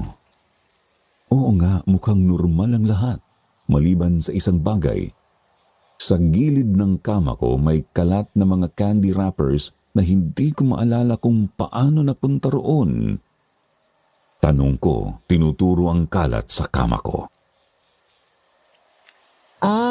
Baka natagilid ka habang natutulog at nahulog ang mga candy mo. Paliwanag niya habang tinitingnan ang mga wrappers. Ang weird. Candy wrappers. Parang sa lahat ng mga kwentong narinig ko tungkol sa mga aswang, hindi naman nabanggit na mahilig pala sila sa candy. Hindi ko tuloy alam kung ano ang mararamdaman ko ng mga oras na yun. Tita, hindi kita maintindihan. Galing ako sa mall kahapon. Bakit ako magtatago ng candy sa bulsa ko? Leche, bahala ka na nga dyan. At anong oras na? Kung ayaw mo magbantay sa sari-sari store, ako na. Pero tita, sigurado po ako sa nakita ko kagabi. Kitang-kita ko ng mata sa mata. Harap-harapan yung aswang sa aking harapan. At ano, binuhat ka niya papasok sa kwarto? Walang ginawa sa'yo? Hindi ko alam. Sige, para matapos na ang lahat ng haka-haka mo, magpapatingin tayo bukas kay Mang Ramon. Mang Ramon? Sikat na albularyo dito sa ating lugar. Para matapos na ang lahat once and for all. Pupuntahan natin siya bukas ng umaga, okay? Sa ngayon, kaya na muna nating lumipas ang araw at magbantay ka na sa sari-sari store. Kundi makakatim ka na talaga sa akin. Nakatambay ako sa tindahan. Hindi ko alam kung anong gagawin sa araw na ito. Habang nagkukumpuni ako ng mga bagay sa isip ko, papikit na sana ang mga mata ko nang bigla akong nakarinig ng pamilyar na boses. Ang mag-asawang tsismosa at tsismoso ng barangay. Sila ang boses na nag-uusap sa labas. Siyempre, si Tita Maria ang kasama nila at sa sorpresa ko, mukhang close siya dun sa mag-asawa. Kung alam niya lang ang mga pinagsasasabi ng mag-asawang yun kay nanay noong nakaraang araw. Ngumiti ako sa kanila nang lumapit si Tita Maria at pinakilala ako. Pilit ng ngiti. Halata din ang ilang sa kanilang mga mukha nang makita ako. Oh, mga kaibigan ko, ito si Meryl, pamangkin ko. Naku, ikaw na ba yan? Ang nag-iisang anak ni Neri. Nakaplano kaming maging ninang at ninong mo. Kaso lumuwas naman ng Manila ang iyong nanay. Sayang marami ka sanang natanggap na regalo sa amin. Hindi ko alam kung nakangiti pa ba ako ng mga oras na yon pero sigurado akong nandidiri ako sa mga pinagsasasabi nila. Matapos nilang magsabi ng kung ano-ano tungkol kay nanay. Habang sila ay nakaupo sa labas ng tindahan at ako naman ay nagbantay na muli ng tindahan, rinig na rinig ko ang mga boses nila. Ang usapan nila ay tungkol sa isang kapre na umaaligid daw sa aming lugar. Ayaw ko mang makinig, dahil usapan nila yon, anong magagawa ko kung abot dito ang kanilang mga boses? Nakita mo ba? Sabi ng kapatid ko isang gabi, may nakita siyang kapre na may mahabang buhok at nagsusumunod sa isang dalaga. Ano ba kayo, Mare? Pare, hindi ako naniniwala sa mga ganyang kwento. Baka nagkamali lang ang mga tao. O kaya naman ay may mga maling akala lang. Habang nakikinig ako sa usapan nila sa labas ay napabalikwas naman ako ng may sumulpot na lalaki sa aking harapan. Customer pala. Ano po yun? Sigarilyo at candy ang sinabi niya. Nakahawak ako sa isang pakete ng sigarilyo at candy na binili ng lalaki. Agad ko itong ibinigay sa kanya. Pero ang utak ko ay hindi mapakali dahil naririnig ko pa rin ang tsismisan ng mga tsismosa kasama si Tita Maria. Ang pakiramdam ko, parang gusto kong magsalita sa kanila pero dapat ko ring bigyan ng pansin ang customer. Nang matanggap niya ang sigarilyo, napansin ko na tila hindi tama ang binigay kong uri. Mukhang mali ang brand. Hindi ko na napigilan at agad kong binaling ang pansin sa sitwasyon. Sorry, mukhang hindi itong binili mo. Teka lang ha. Sorry. Habang nagsusori ako sa lalaki, nagtama ang mga mata naming dalawa. May kakaibang pamilyar na pakiramdam ako sa kanya. Parang pamilyar ang itsura niya kahit na hindi ko matukoy kung saan ko siya nakita. Nakita niya ako na patuloy na nakatingin sa kanya at nagtanong.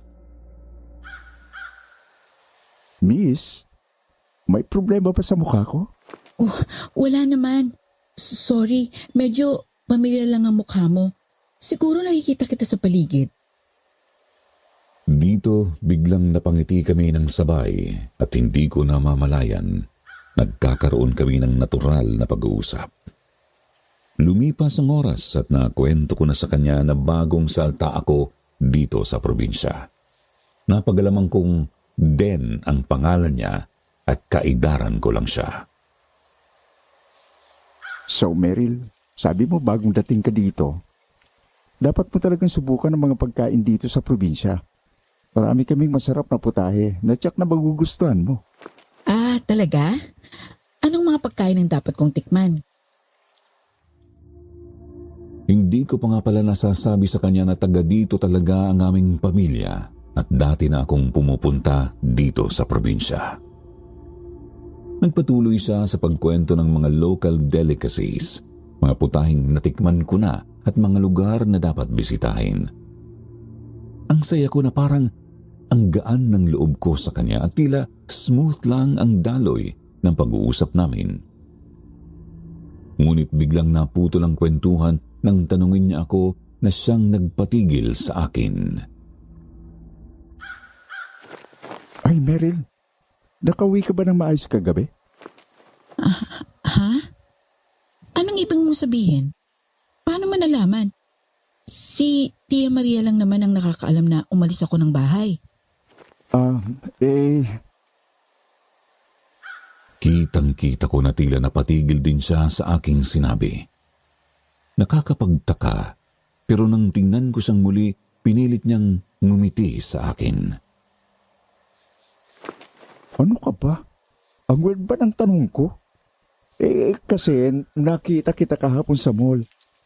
Baka naisip ko lang nakilala mo ako dahil madalas kong bumibili sa tindahan ni Tita Maria. Ah, ganun ba? Yun na lang ang nasagot ko sa kanya.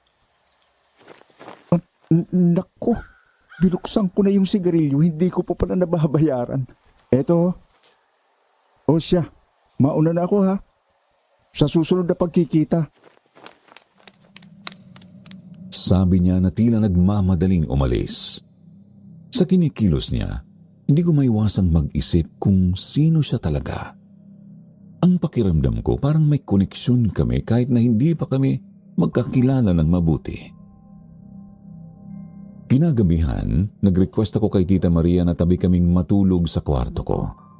Medyo nag-aatubili siya sa una, pero nag-aliw ako nang maipilit ko rin siya.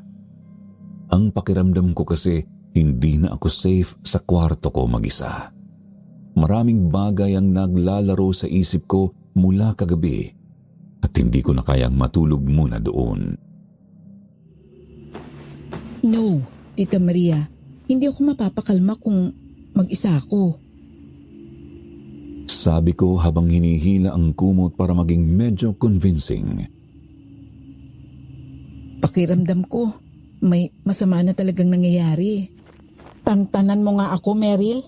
Sinabi ko naman sa'yo na pupunta na tayo sa albularyo bukas. Bukas pa yun eh. Ewan ko sa'yo. Baka impression mo lang yan sa mga kwentong naririnig mo. Hindi ko na alam. Lahat na lang yata. Parang totoong totoo. Saka gusto ko lang namang makasigurado. Hindi ba't hindi mo din gustong ako'y masaktan? Ang drama!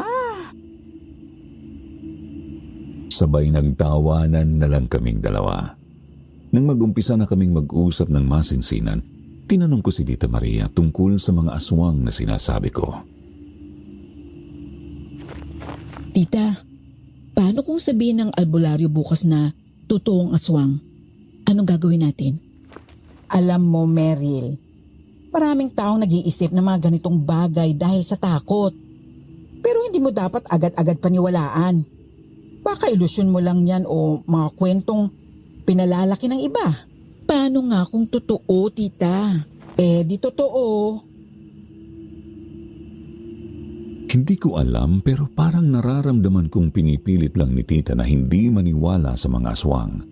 Sabay baling niya sa ibang topic. Habang nag-uusap kami, napansin naming mag-aalas 12 na pala ng gabi. Ay, feeling ko, kailangan na nating magpahinga. Ikaw kasi, napakadaldal mo. Ako pa talaga, tita ha. Ikaw tong nakwento ng buong love life mo sa akin. Tanong ka kasi ng tanong eh. Sagot ka po kasi ng sagot eh. Aba, nasagot ka pa. Good night, tita. Love you.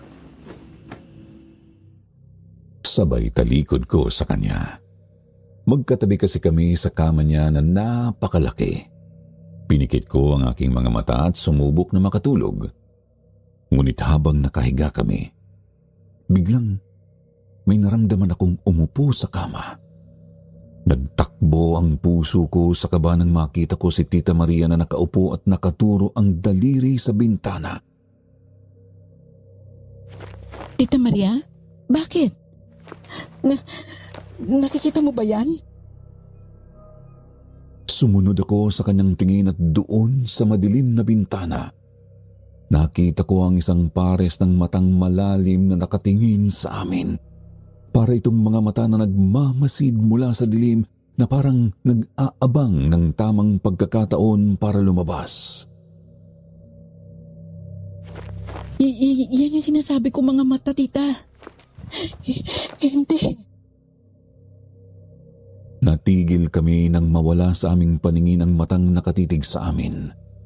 Ramdam ko ang takot ni Tita at ang balahibo ko ay nagsimula na ding magtaasan. Matulog na tayo ulit. Humiga na si Tita pero hindi ko maiwasang tumingin sa kanya at bantayan siya. Napabalikwas kami sa kama ni Tita Maria nang may marinig na ingay sa taas. Ang ingay ay parang may malalakas na hakbang kaming naririnig sa bubong. Tita? Shh! Sa mga sandaling yun, sunod-sunod na yapak mula sa bubong ang narinig naming bumabalot sa paligid namin. Ang tunog ay tila isang serye ng malalakas na hakbang na parang may mga nilalang na naglalakad doon. Ang pakiramdam ko, para bang bawat hakbang ay palapit sa aming kwarto. Hindi ko na kaya to. Akma akong tatayo para sana tingnan kung saan, ano o sino ang gumagawa ng ingay. Pero napatigil ako nang hilahin ni Tita Maria ang aking kamay. Hindi, Meryl. Huwag mong gawin yan. Dito ka lang. Baka mas mapalala pa natin ang sitwasyon. Mas mabuti pang manatili na lang tayo dito sa kwarto. Kung ano man yan, mas mabuting huwag na tayong gumalaw. Naisip ko rin na baka may punto siya. Ang kalabog ng puso ko ay hindi na makapaghintay pang lumabas ng kwarto. Nakatuon na lang kami sa bintana. Sinusubukang makita kung ano ang nangyayari sa labas. Ang ingay ng mga yapak ay patuloy na rumirinig. Ngunit hindi namin makita kung ano ang pinagmumulan. Tita, ano bang gagawin natin? Hahayaan na lang natin na paglaruan tayo ng aswang na yan? Basta't manatili tayong tahimik. Oo, huwag ka magpanik. Kung may mangyayari man, ako nang bahala. Ngunit bago pa kami makapagdesisyon kung ano ang gagawin, biglang huminto ang mga yapak. Ang katahimikan ay pumalit sa ingay. Parang may nangyaring biglaang pagbabago sa sitwasyon. Ilang minuto din kaming nagmasid ni tita hanggang sa tuluyan kaming makasigurado na wala na ang nilalang na gumambala sa aming gabi. Kinaumagahan, medyo awkward ang paligid matapos na matuklasan na din ni Tita Maria na totoo nga ang aswang na aking sinasabi. Alam mo, tita, hindi naman sa pinamumukha ko sa yung hinangabang sinasabi ko. Pero anong gagawin ko sinabi ko naman kasi talaga sa'yo. Ano ka ngayon dyan? Biro ko sa kanya para mas gumaan ang atmosphere namin. Bakit? Sabi ko, 50-50 Hindi ko naman sinabi na hindi ako naniniwala fully. Diyos ko, lulusot ka pa dyan. Tawa na lang ang nasagot namin sa isa't isa. Magsasara muna tayo ng tindahan. Kailangan nating bumisita kay Mang Ramon ngayong umaga. Sige po. Alas 8 nang lumabas kami ng bahay para puntahan si Mang Ramon sa kanyang bahay. Sa dulo lang naman ng barangay ang bahay niya, kaya naglakad na lang kami ni tita. Sa mga kwento ng mga tao, kilala siya sa kanyang kakaibang pamahiin at pamamaraan sa pagpapalayas ng mga espiritu. Pagdating namin sa bahay ni Mang Ramon, agad naming napansin ang kakaibang aura ng lugar. Ang bahay niya ay puno ng mga pampaswerte, mga agimat at kung ano-ano pang mga orasyon na nakalagay sa dingding. Napaka-weird ng kanyang kinikilos habang ipinakita ang mga kagamitan niya. Oh, Meryl, Maria, sigurado ba kayo sa nais niyong gawin? Mahirap ang mag-imbestiga sa mga ganitong bagay. Oo, Mang Ramon. Matapos ang nangyari sa akin itong mga nakaraang araw at ang nangyari sa amin kagabi, kailangan naming maliwanagan sa nangyayari sa aming paligid. Sige, mainam nang sigurado kayo sa inyong desisyon. Kumuha si Mang Ramon ng mga gamit na pangalbularyo. Isang santo na hindi ko pa nakikita. Palanggana na may tubig at mga itim na kandila. Isa-isa niyang inilatag ang mga ito sa paligid ng kwarto habang patuloy na nagbubulong ng mga orasyon. Para sa isang simpleng albularyo, napakaseryoso ng kanyang pagkilos at medyo nakakatuwang panoorin. Ngayon, tingnan natin kung may mga espiritu na nagkukubli sa paligid. Sabay nagsimula siyang magbigkas ng mga sagradong salita. Habang ginagawa niya ang ritual, napansin namin ang isang bagay na sobrang nakakagulat. Dalawang nilalang na tila hindi namin inaasahan ang lumabas sa plangganang may tubig na natatapunan ng upos ng itim na kandila na kanyang hawak. Dalawa? Tama ka, Meryl. May isang kapre na nagbabantay sa iyo at isang tiktik na nagmamasid lamang kay Maria. Tik-tik? Ang mga aswang na ito ay maaaring magdulot ng takot, pero sa aking palagay ay kaya silang mapuksa. Kailangan yung gumamit ng mga simpleng ritual at mga pampaswerte para mapaalis sila. Anong klaseng mga pampaswerte at ritual ang dapat naming gawin, Mang Ramon? Merong bilihan sa palengke ng mga pangontra sa aswang. Sa ritual ay meron ako ditong libro na puno ng dasal na maaari niyong banggitin sa oras na saktang kayo ng mga aswang. Anong libro, Mang Ramon? Ito. Sabay abot niya sa amin ang isang libro na kulay itim. Binuksan ko yun at kapansin-pansin ang mga dasal na nakasulat doon. Hindi yun pamilyar sa akin bilang isang Katoliko. Siguro ay nagtataka ka sa mga salita sa bawat dasal. Pero maniwala ka sa akin, yan ay mabisang pangontra sa aswang. Hindi. Maraming salamat sa tulong nyo, Mang Ramon. Sa ngayon ay kailangan na po naming umalis para makabili ng mga pangontra aswang sa palengke. Walang anuman mga iya. Sige at humayo na kayo.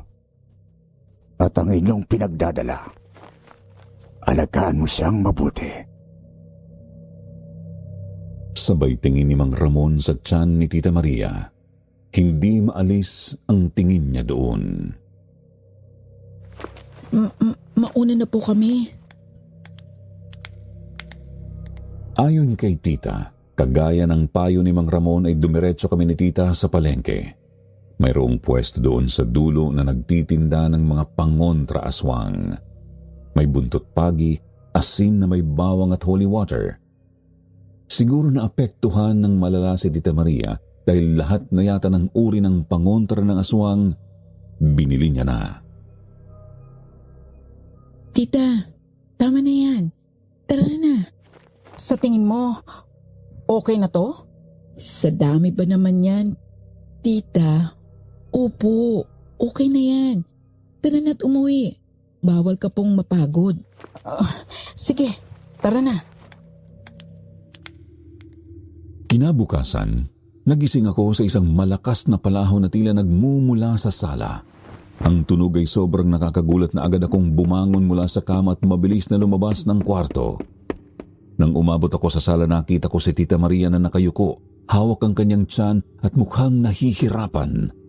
Ang kanyang mukha ay puno ng pag-aalala at halatang hindi sa makakilos ng maayos. Tita Maria, anong nangyayari? Meryl, tulungan mo ko. Tawagin mo si Nay Rosa, ang midwife natin. Hindi ko na kaya. Sige po, Tita Maria, tatawag ako sa kanya. Hintayin mo kami. Matapos nun ay kumaripas ako ng takbo palabas. Habang tumatakbo ako papunta sa bahay ni Nay Rosa, sinusubukan kong kontrolin ang takot ko. Napakabilis ng tibok ng puso ko habang dumaan ako sa makipot na daan. Tumaas ang alikabok mula sa lupa sa bawat hakbang. Pagdating ko sa bahay ni Nay Rosa, agad akong kumatok sa kanilang pintuan. Nay Rosa? Nay Rosa? Kailangan po namin ng tulong. Si Tita Maria, mukhang hindi maganda ang pakiramdam. Ano bang nangyari? Si Tita Maria, nasa bahay po namin. Nahihirapan siya. Mukhang kailangan niya ng medikal na tulong. Eka lang. Dali-daling kumuha ng ilang gamit na kakailanganin sa kanyang medical kit si Nay Rosa. Agad kaming bumalik sa bahay ni Tita Maria. Pagdating namin, nakita namin si Tita Maria nakahiga sa sofa, mukhang sobrang pagod at iniinda pa din ang sakit. Nay Rosa, nandito na po kayo. Iya, ipakita mo sa akin kung saan ang nararamdaman mo. Si Tita Maria ay nahihirapan ngunit nagawa niyang ipakita ang kanyang tiyan kay Nay Rosa. Habang tinitingnan ni Nay Rosa ang kanyang kondisyon, ako naman ay nananatiling nakatingin sa kanila, nag-aalala. Ano pong nangyayari, Nay Rosa? Medyo mahirap sabihin agad. Pero mukhang may problema sa kanyang tiyan. Baka may problema sa digestion o kung ano man ang dahilan. Teka lang, susuruin ko pa muna. Makalipas ang ilang minuto, nagbigay si Nay Rosa ng ilang gamot at mga payo kay Tita Maria. May pinahid din siyang gamot sa tiyan ni Tita at naglagay din ng towel sa kanyang paa na nanlalamig. Kailangan mo munang magpahinga. Tita Maria, kumuha ng ilang tubig at mag-relax ka. Baka kailangan mo rin ng isang uri ng pagkain na magpapalakas sa iyo. Kamusta na ang pakiramdam mo? Okay na po ako, Nay Rosa. Kumpara kanina. Maigi naman. Nilagyan ko ng pampahilab ang iyong tiyan. Pero hindi din yan magtatagal. Bilhin niyo na yung mga gamot na sinabi ko kanina para maiwasan ulit ang ganitong pangyayari. Ano pong nangyayari?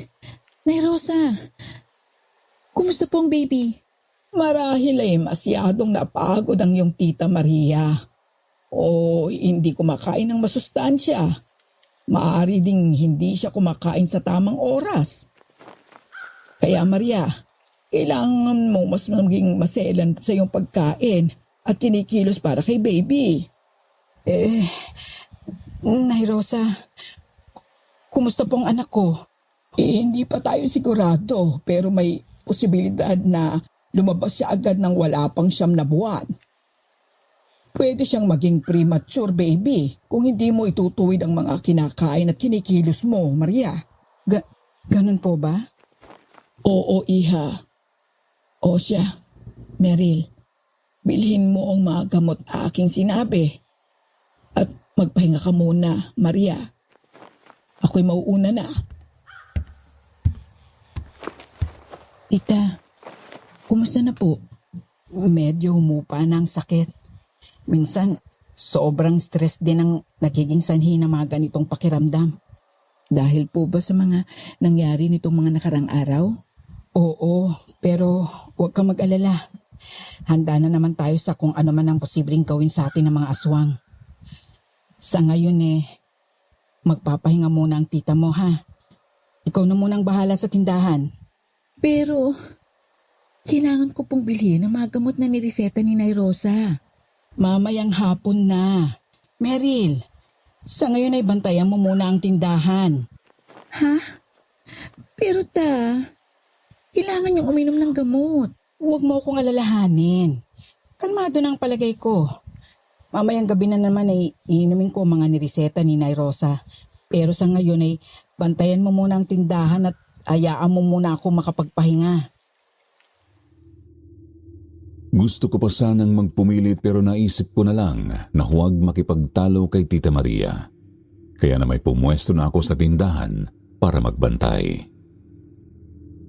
Nagising ako mula sa siesta ko nang marinig ko si Tita Maria na tinatawag ang pangalan ko mula sa sala. Ang tunog ng kanyang tinig ay nakakabahala, kaya agad kong pinuntahan siya sa sala. Pagdating ko sa sala, nakita ko si Tita Maria na nakayuko sa sofa. Hawak ang kanyang tiyan at namimilipit sa sakit. Ang kanyang mukha ay puno ng pag-aalala at halatang hindi siya makapagpahinga ng maayos. Tita Maria, anong nangyayari? Meryl, kailangan kong gamot. May konting hapdi na naman sa tiyan ko. Magsara ka muna ng tindahan at bumili ka ng gamot sa butika. Gusto mo bang tawagin ko po uli si Nay Rosa? Huwag na. Baka hindi naman ganun kalala. Baka yung gamot na makakapagpahinga sa akin. Tsaka magkagabi na. Wala nang oras. Kaya magmadali ka na. Ayokong iwan ka dito sa ganitong sitwasyon, tita. Baka kung anong mangyari sa'yo. Kaya ko pa naman. Hindi naman siguro ganun kalala. Basta't bilhin mo na lang ang gamot. Siguradong makakaramdam na ako ng ginhawa kapag nakakuha na ako ng gamot. Sige po, tita. Magsasara na ako ng tindahan at pupunta ako sa butika para bumili ng gamot. Huwag ka mag-alala. Babalik ako agad. Agad kong tinulungan si Tita Maria na maging maginhawa ang upo sa sofa at agad na nagsara ng tindahan. Tumakbo ako palabas ng bahay, sinubukan na makuha ang tamang gamot sa butika. Habang tumatakbo ako sa makipot na daan patungo sa butika, nag-aalala ako sa bawat hakbang ko. Ang lahat ng mga posibleng senaryo ay naglalaro sa isip ko, mula sa malalang kondisyon ni Tita Maria hanggang sa pag-abot ko sa gamot na kailangan niya. 1 oras din mahigit ang binyahe ko dahil sa traffic. Sumakto kasi sa uwian ng mga bata sa bayan. Sa kasamaang palad ay malayo ang butika sa aming lugar. 6:00 na nang matungtong ko ang butika at sa kinamalas-malasan, mapila pa. 30 minutos din bago ko nakuha ang gamot na kailangan ko. Agad akong lumabas ng butika at nagmamadaling nag-abang ng masasakyan pa uwi. Habang naghihintay ako ng jeep na mapuno ng pasahero, napansin kong halos lahat ng dumaan ay puno na. Napakahirap makahanap ng masasakyan at nag-aalala na ako na baka matagalan pa ako bago makauwi. Den? Anong ginagawa mo dito? Pauwi na ako galing sa trabaho. Napansin kita na mukhang nahirapan ka makasakay. Sabi ko, baka pwede kitang isabay. Talaga ba? Paano ba naman kasi?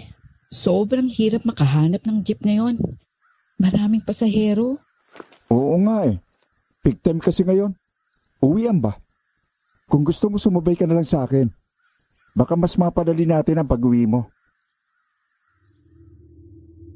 Nakita kong safe naman dahil may extra siyang helmet, kaya agad kong naisip na may pagkakataon na akong makauwi ng mas madali.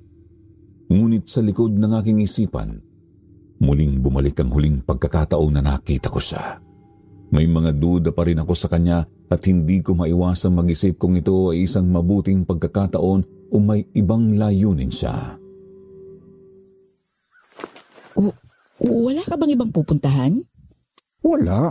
Didiretso na ako sa bahay. Gusto ko sanang makatulong at baka hinahanap ka na sa inyo. Maggagabi na rin kasi. Kung hindi mo gusto, okay lang naman. Ayun nga lang kung maghihintay ka pa ng ibang masasakyan, baka tagilid pang oras na to. Napaisip ako sandali. Sa isip ko si Tita Maria ang dapat kong isipin. Kailangan niyang makuha ang gamot at hindi ko siya pwedeng iwan sa ganitong kondisyon. Muling tumingin ako kay Den at sa helmet na hawak niya. Akin na nga yung helmet mo. At tara na. Mas mabuti na ito kaysa maghintay pa ng matagal ng jeep. Naglagay ako ng helmet at sumakay sa likuran ng motor ni Den. Nagmaneho siya ng maingat at habang naglalakbay kami, nagkaroon ako ng pagkakataon na pagmasdan ang paligid.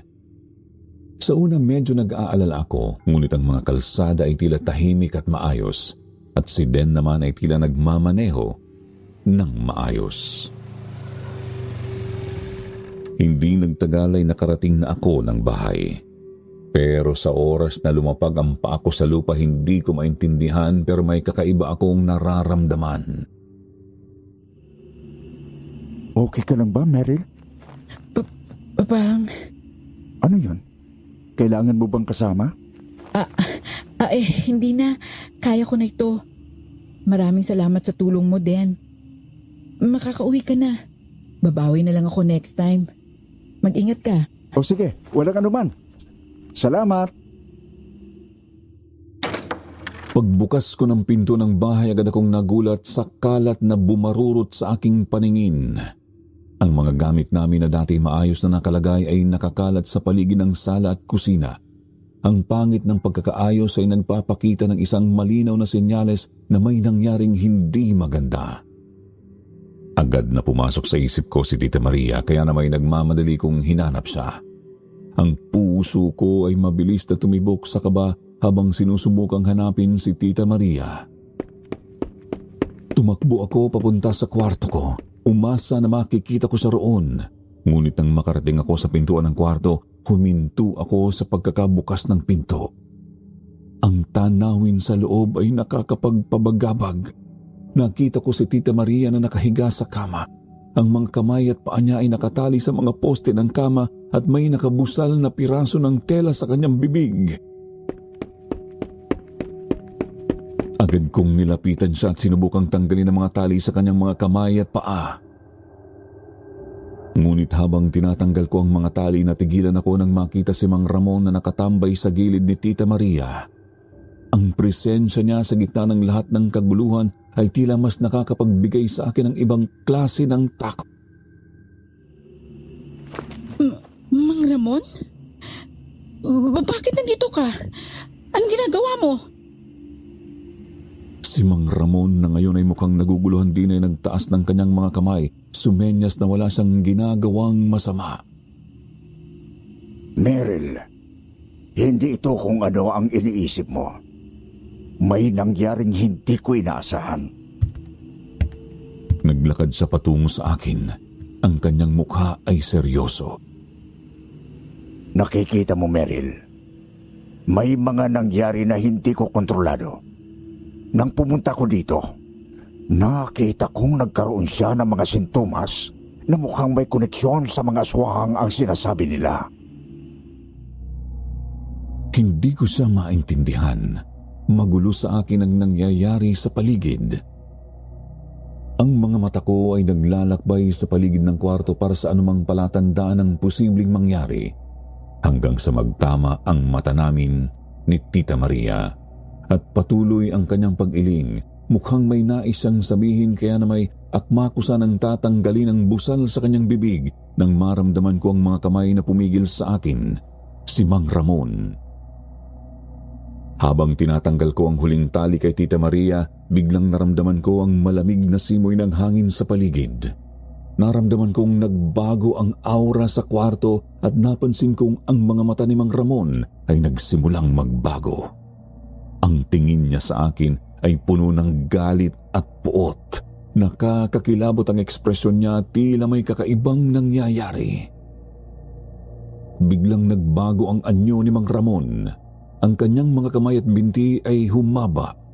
Ang balat niya ay nag-itim at nagkaroon ng mga ugat na parang masamang senyales.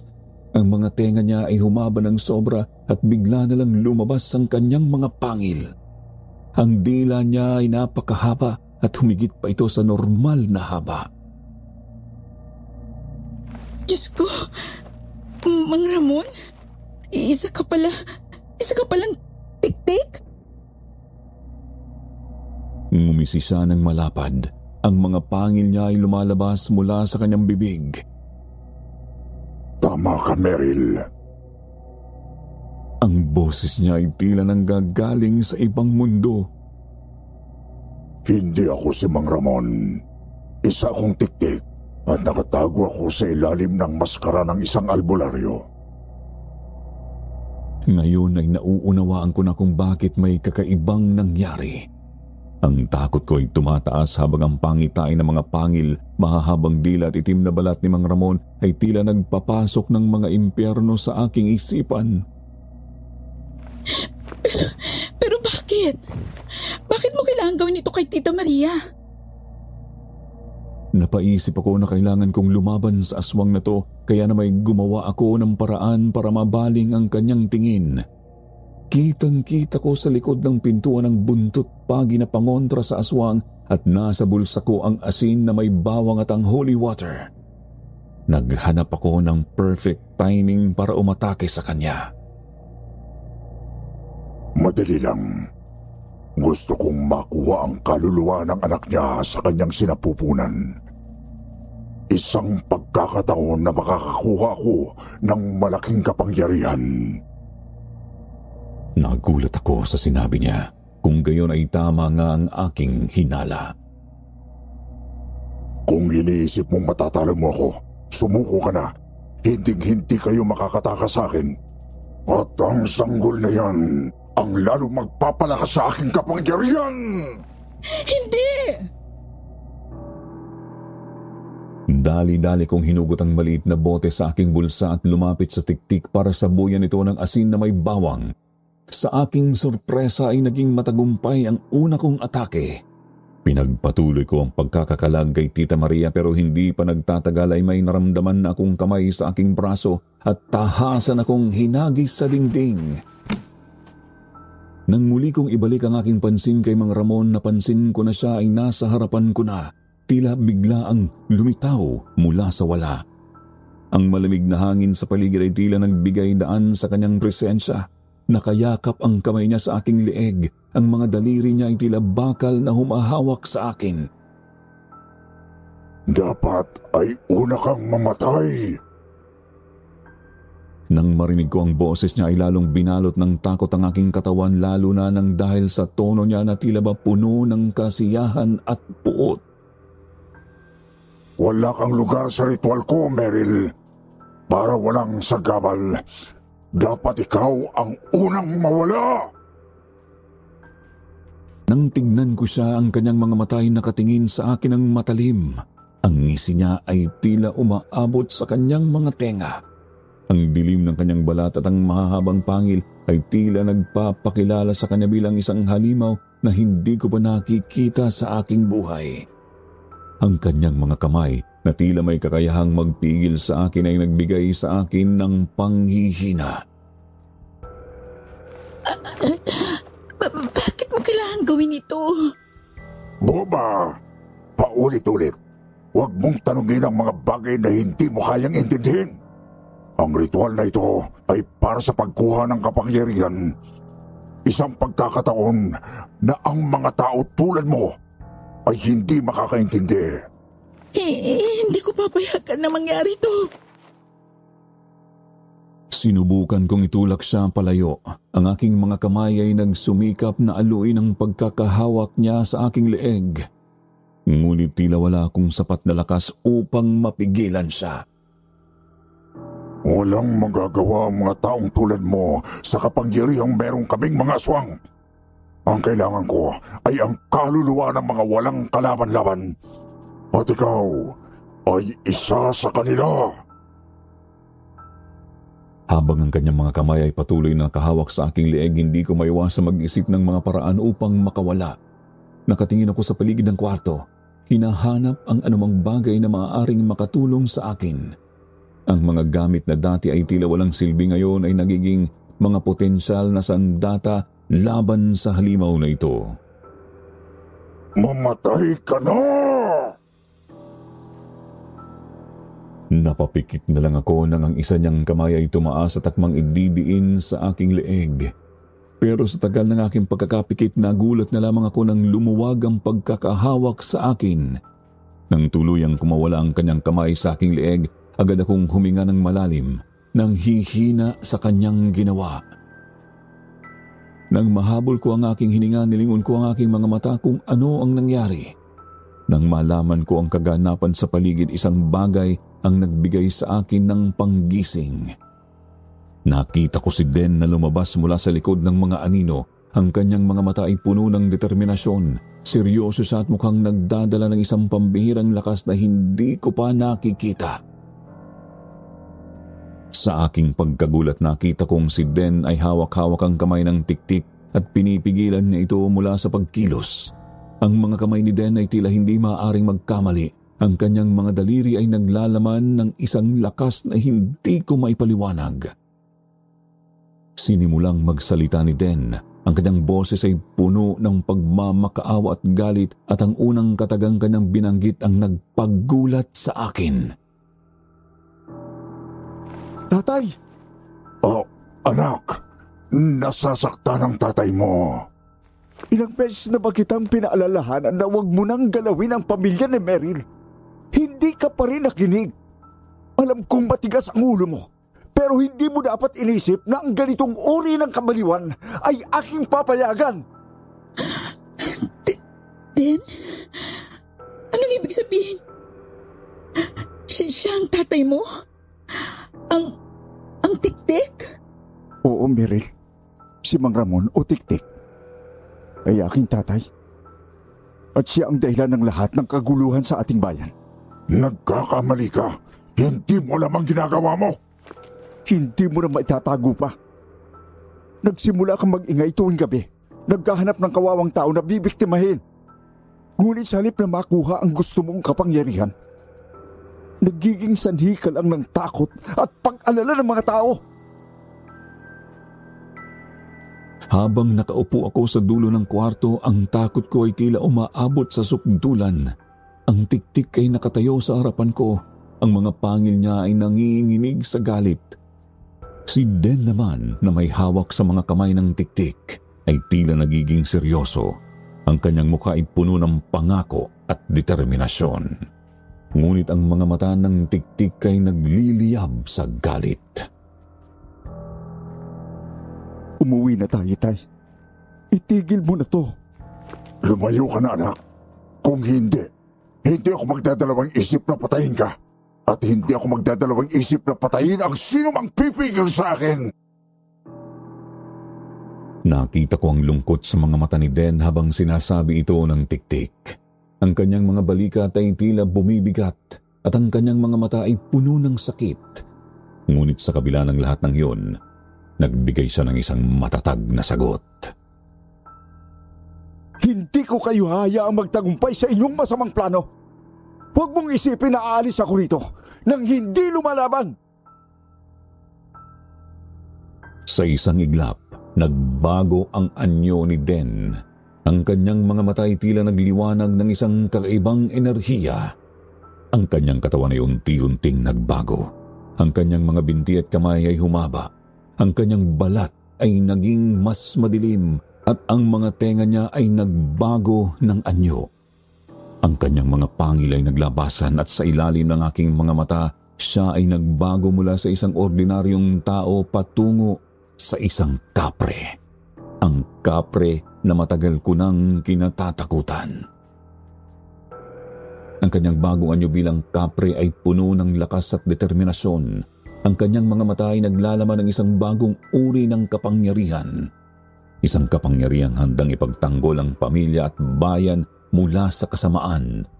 Ang kanyang mga pangil ay tila nagbigay sa kanya ng lakas na hindi ko maipaliwanag. At ang kanyang presensya ay lumalakas sa bawat sandali. Hindi mo na magagawa ang iyong plano. Ang kapangyarihang ito ay ginagamit ko upang ipagtanggol ang mga inosente at tiyakin na ang inyong masamang plano ay hindi magtatagumpay. Nagbigay siya ng isang pangitain na hindi ko makakalimutan. Isang kapre na puno ng lakas at tapang, handang sumalungat sa mga puwersa ng kasamaan. Ang tiktik na nakita ang pagbabago kay Den ay tila nabigla at nagkaroon ng takot sa kanyang mga mata. Hindi ko inaasa na meron kang ganitong uri ng kapangyarihan. Paano mo nakuha ang kapangyarihang ito? Sabi mo ay wala kang pangitain ng isang aswang. Dahil sa iyo, ay naging mahirap sa aking mamuhay ng normal, pero nagawa kong labanan ang kademonyohan na pinamana mo sa aking dugo. Gusto ko lang mamuhay ng normal. Pero ikaw na inaasahan kong tutulong sa akin, ay siya pang magtutulak sa akin para maging isang masamang tao. Kahit kailan ay hindi naging masama ang maging aswang. Isa yung biyaya na pinagkaloob ng ating Diyos. Habang ang tensyon sa pagitan ng kapre at tiktik ay tumataas, ang bawat galaw at reaksyon ay tila nagpapakita ng isang mas malalim na hidwaan. Ang presensya ni Den bilang kapre ay nagbigay sa akin ng pag-asa na maaring may paraan pa upang mapigilan ang lahat ng ito.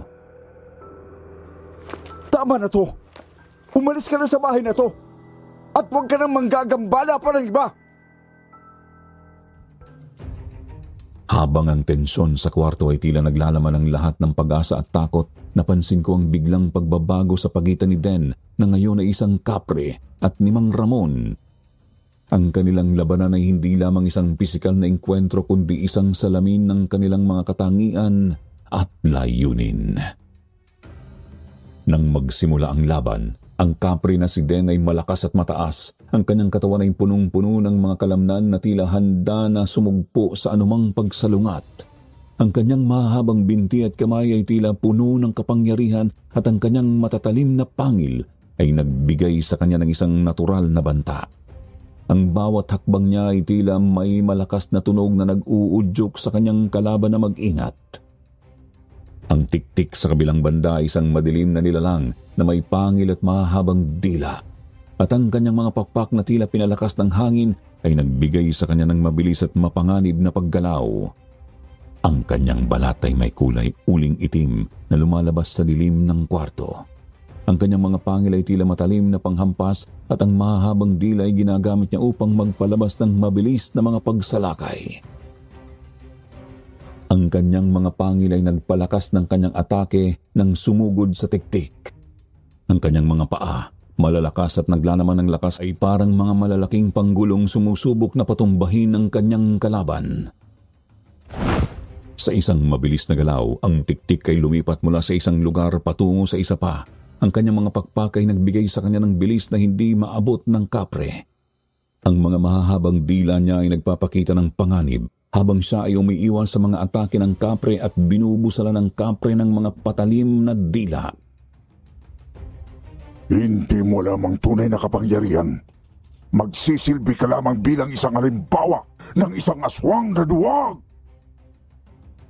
Ang pakpak ng tiktik ay nagbigay sa kanya ng kakayahang mag-hover sa itaas ng sahig habang ang kanyang mga malalaking kamay ay nagtangkang sumuntok mula sa ere. Ang bawat pagkilos niya ay tila may kasamang hangin na nagpapalakas ng kanyang porma at mga atake. Bawat atake ng tiktik ay tumatama sa katawan ng kapre na siyang nagdudulot ng mga malalim na sugat sa katawan nito.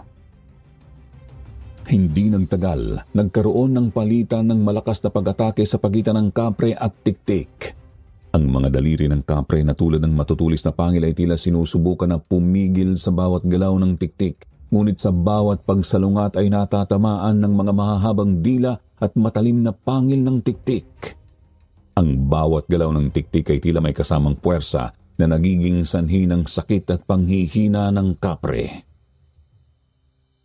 Ngunit habang naglalabas siya ng malalakas na atake at sa bawat pagkakataon ang mga pakpak ng tiktik ay nagbigay sa kanya ng kakayahang umiwas sa bawat atake na siyang kinainis ng kapre. Hanggang sa ang tiktik ay tila napagod, ang kanyang mga galaw ay nagiging mabigat at ang mga sugat mula sa mga pangil at dila ng tiktik ay nagiging sanhi ng kanyang panghihina. Ang bawat pag-atake ng tiktik ay naglalaman ng pag-asa na ang laban ay papalapit na sa pagtatapos. Sa isang iglap, nagkaroon ng isang malakas na pag-atake ang tiktik.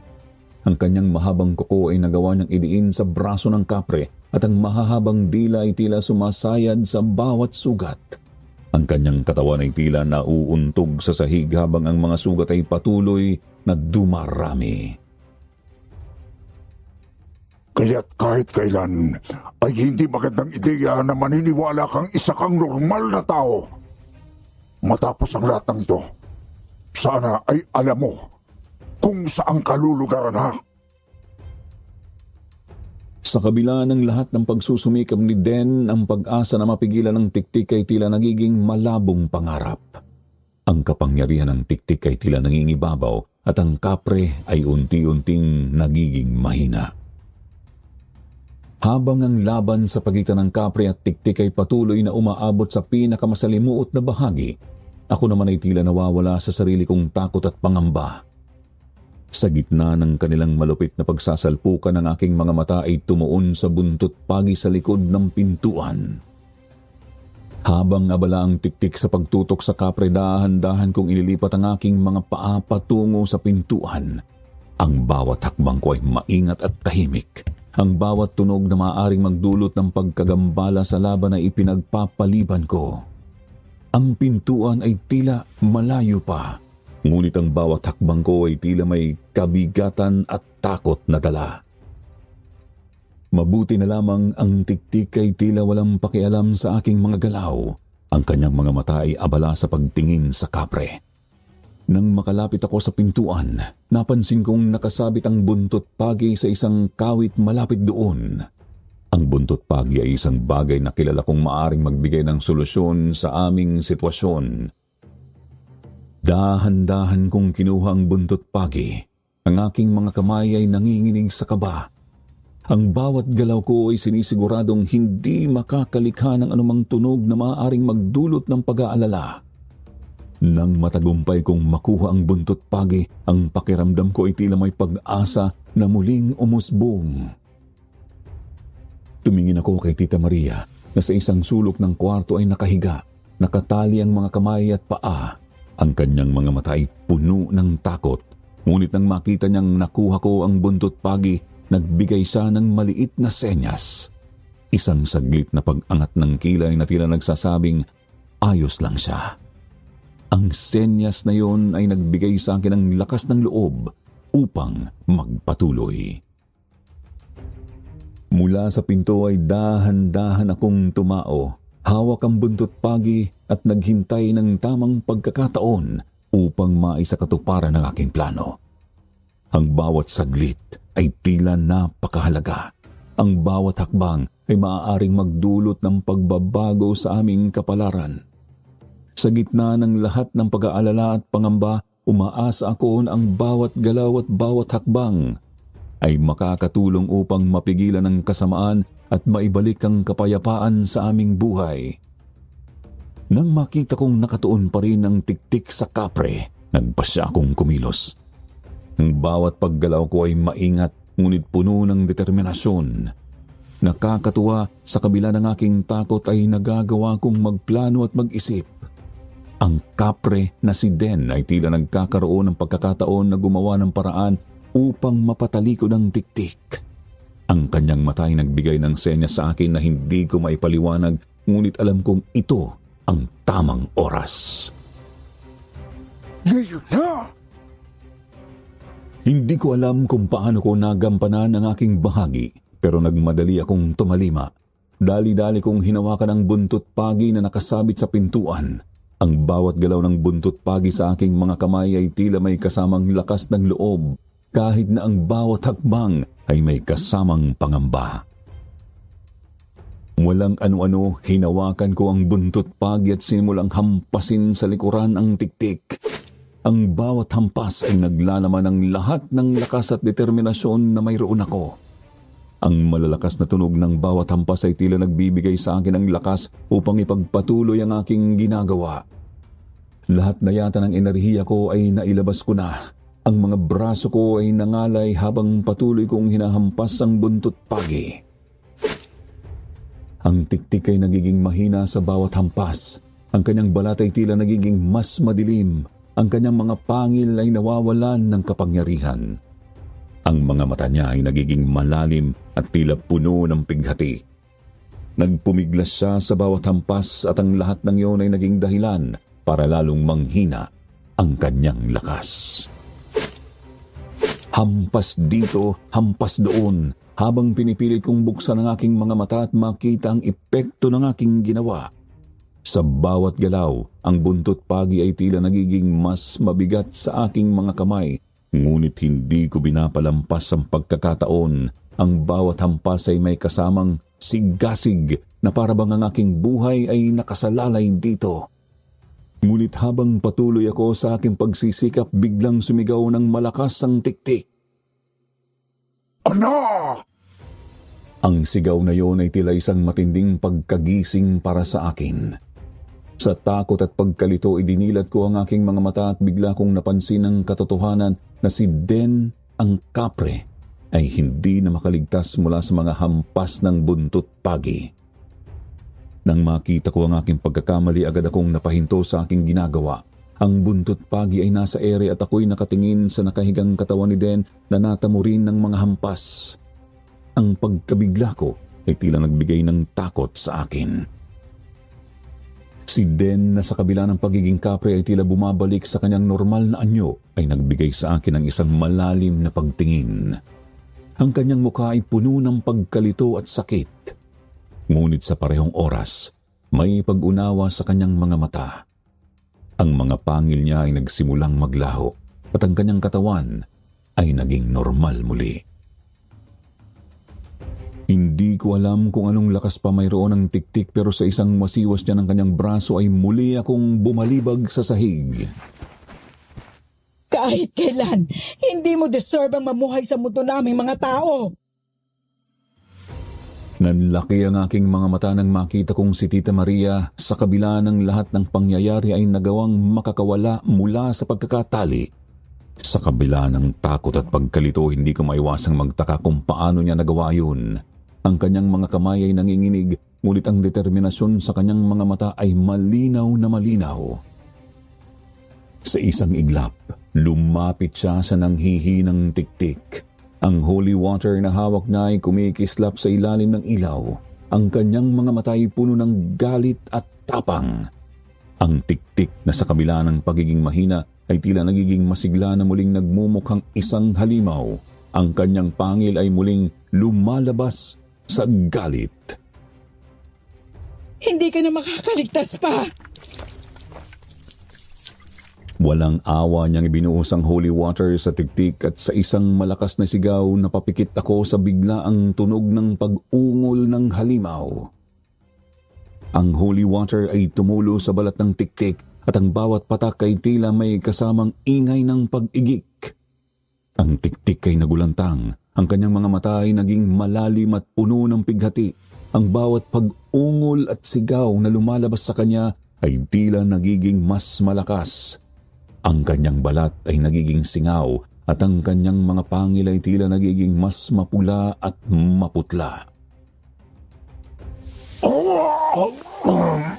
Masakit! Masakit! Tulong! Tulong! Nagkatinginan kami ni Den at ang takot at pangamba ay tila naglaho sa kanyang mga mata.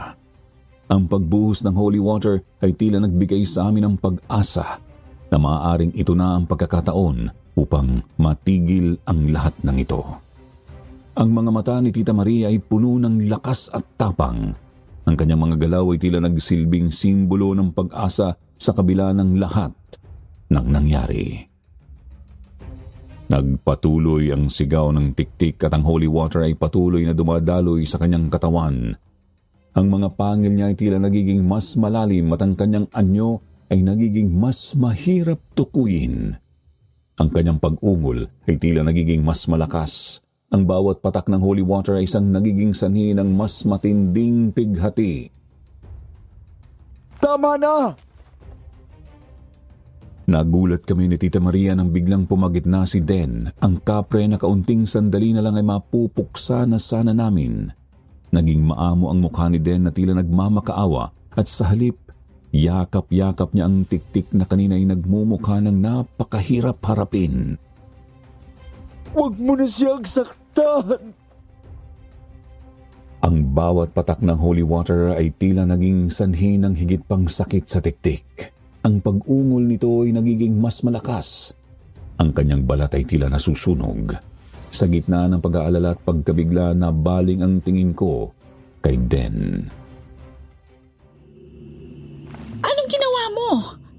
Bakit mo siya iniligtas? Hinawakan ni Den ang ulo ng kanyang ama. Ang mga mata niya ay naglalaman ng mga luha habang itinutok sa akin ang kanyang tingin. Pakiusap, Meryl. Ibigay niyo na sa akin to. Aalis na kami. Lilisanin na namin ang inyong lugar. Hindi na kami muli manggagambala. Hindi niyo na kami makikita kahit kailan. Ano? Pero paano mo masisiguro na hindi siya mangbiktima sa ibang lugar? Ang tiktik na ito ay delikado. At hindi mo siya basta-basta mapipigilan. Ako nang bahala. Sa dulo ng lahat, ama ko pa din siya.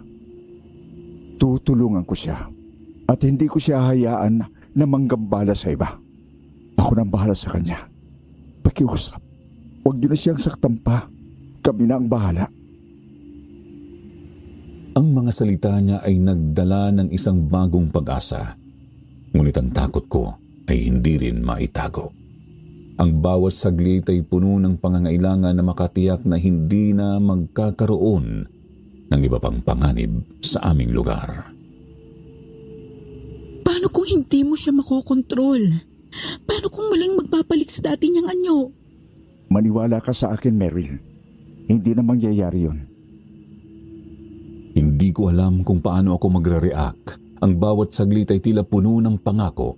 Ngunit ang pangakong yun ay tila mahirap paniwalaan.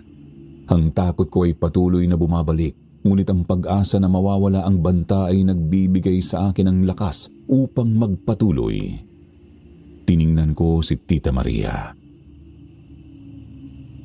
Naiintindihan kong ama mo pa din siya, Den. Kaya sa pagkakataong ito, buo ang tiwala ko sa iyo na ilalayo mo siya sa amin. Lalong-lalo na sa aking anak.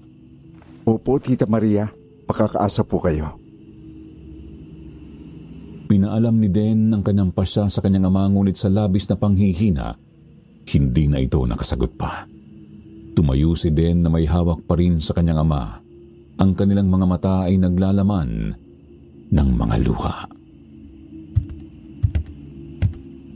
Paglabas nila sa pinto, ang mga mata ko ay nakatuon sa kanilang pag-alis. Ang bawat hakbang nila ay tila may halong pag-asa at takot. Hindi ko alam kung ito na nga ba ang katapusan ng lahat ng ito, ngunit ang pakiramdam na wala na tayong direktang banta ay nagbigay ng kaunting ginhawa. Naiwan kami ni Tita Maria sa gitna ng kalat at kaguluhan na parang hindi makapaniwala sa nangyari. Ang mga mata namin ay nagkatinginan, puno ng pag-aalala at pagkalito. Ang mga hininga namin ay nagmamadali. Ang mga puso namin ay tila sabik na magpatuloy sa tahimik na buhay. Sa gitna ng lahat ng ito, hindi ko na kayang maghintay pa. Agad akong tumakbo patungo kay Tita Maria at mahigpit ko siyang niyakap. Ang yakap na yon ay puno ng emosyon, pag-aalala, takot at higit sa lahat, ang ginhawang natapos din ang lahat. Tita Maria, Mary, pasensya na ha. Hindi ko naisip na ganito magiging lahat. Patawad na hindi kita agad pinaniwalaan tungkol sa mga aswang. Patawad. Patawad. Ang mga luha ko ay hindi na mapigilan. Ang bigat ng lahat ng nangyari. Ang takot at pangungulila na nakatanggap sa aking dibdib ay napakalakas. Ang pagyakap ko sa kanya ay tila paraan ng pagsabing ayos na ang lahat. Isang pasasalamat na natapos na ang lahat ng ito nang buo pa rin kaming magkasama. Si Tita Maria ay naglalaman ng kalungkutan at pag-unawa sa kanyang mga mata. Ang kanyang mga kamay ay mahigpit na nakayakap sa akin. Ang kanyang katawan ay nanginginig, ngunit may halong tapang at pagmamahal. Meryl, huwag kang mag-alala. Hindi ko sinasadya na hindi ka paniwalaan. Sa totoo lang, hindi ko alam kung anong gagawin ko. Ang mga kwento mo ay tila sobrang mahirap paniwalaan para sa akin. Pero ngayon, naiintindihan ko na. Nagpatuloy siya sa pagyakap sa akin. Ang kanyang boses ay puno ng pagsisisi. Patawad, Meryl. Kung hindi ko lang sana binawasan ng mga pangyayari, baka hindi na naabot ng ganito.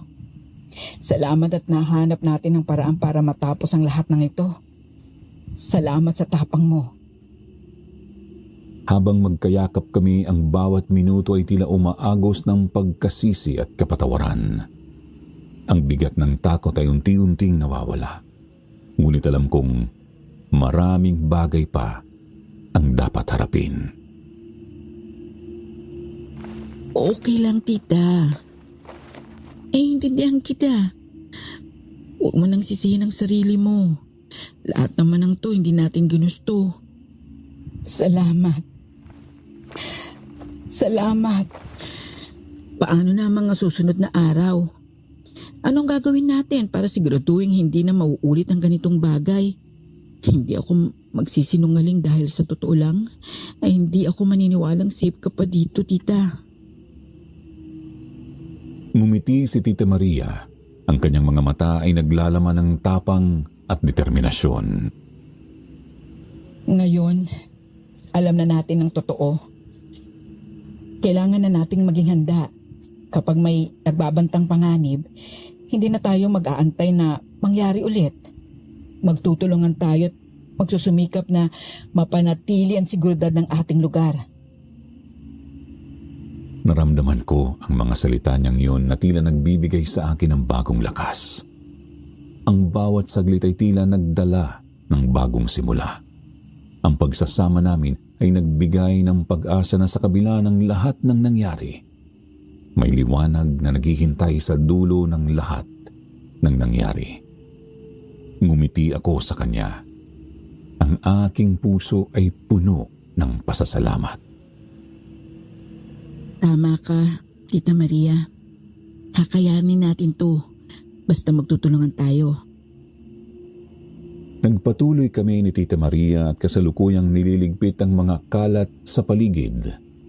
Habang inaayos ko ang mga gamit, napansin ko ang isang itim na libro na nakalapag sa sahig. Natatandaan ko ito. Ito yung libro na galing kay Mang Rabon. Nang makita ni Tita Maria ang libro na hawak ko, agad siyang naglabas ng galit. Yan. Yan ang Biblia ng kasamaan na ibinigay sa atin ni Mang Ramon.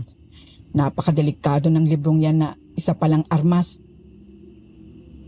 Ang sinabi niya ay tila nagpapalakas ng pagkabahala ko. Ang mga mata ko ay lumaki sa takot at pagdududa. Biblia ng kasamaan? Bakit mo sinabing armas yun? Anong ibig sabihin ng ritual? Ayon sa tiktik kanina, ang librong yan ay ginagamit ng mga kagaya nilang aswang upang magamit ang kapangyarihan ng kasamaan. Ginagamit nila ito upang mapalakas ang kanilang sarili at makontrol ang mga masasamang espiritu. Sa oras na magkaroon ng ganitong uri ng libro, hindi mo na matitiyak ang mga pwedeng mangyari. Anong gagawin natin dito sa libro, tita? Gusto mo bang ibenta? Po? Total, ang laking perwisyo ang ginawa ng 2 aswang kanina. Gusto mo bang ibenta yan sa black market? Malay natin, kung mas mahal pa pala yan. Tita, nagbibiro ka na naman no? Ay hindi. Meryl, ibenta natin yan. Saan? Sa apoy. Ikaw talaga. Napaka-slow mo. Tara na, sunugin na natin yan. Sabi mo ibebenta. Bahala na. Tara na't kumuha ka ng gas at lighter dyan sa tindahan. Hindi pwedeng nasa bahay ko yan. Ang cute mo talaga, tita. Thank you, pamangkin. Sumunod ka na sa labas, ha? Opo. Nagpaapoy ako sa kahoy doon at nang lumiyab na yon, itinapon ko na ang itim na Biblia para masunog. Hawak-hawak ko sa braso si tita bilang senyales na okay na ang lahat. Meryl, pwede bang sa atin na muna ang nangyari? Po? Sa ngayon, hayaan mo munang sa atin na muna ang nangyari. Pero huwag kang mag-alala.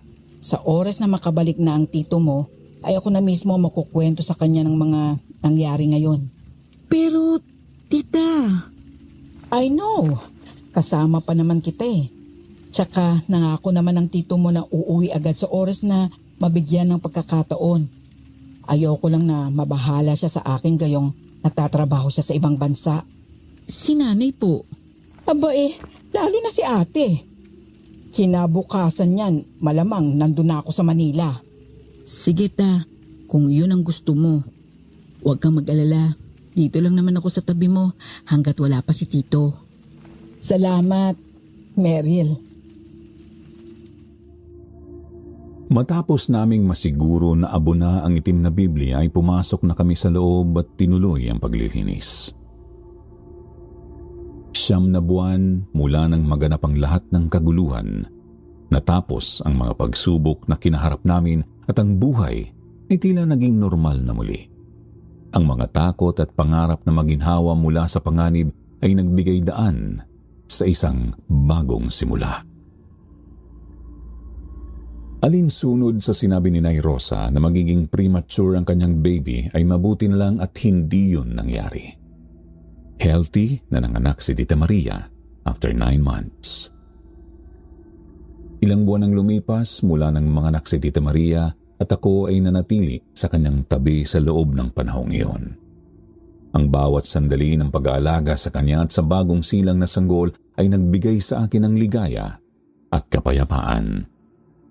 Ang pag-aalala ay napalitan ng saya dahil sa bagong buhay na lumitaw sa aming pamilya. Ang mga araw na iyon ay puno ng pagbabalik loob sa mga simpleng bagay.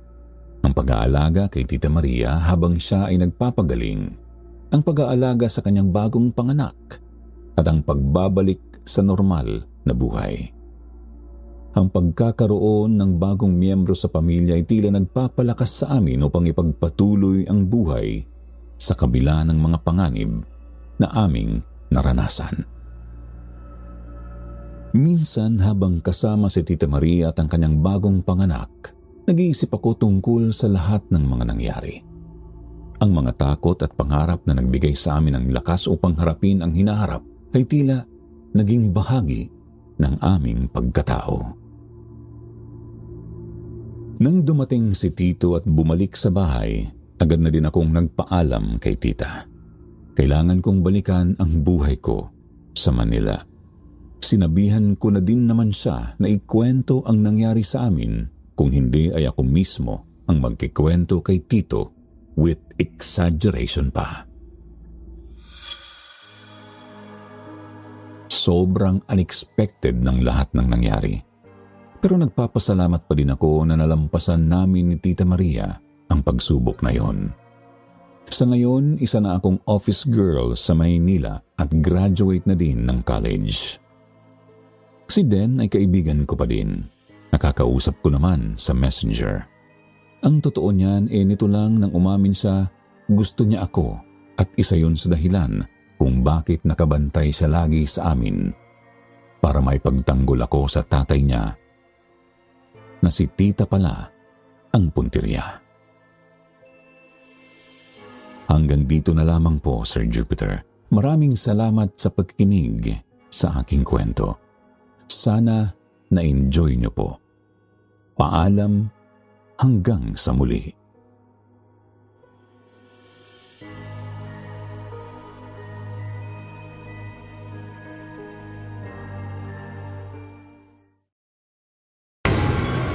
Bago natin simulan ng kwento, please like and share the video at huwag na ding kalimutang mag-subscribe.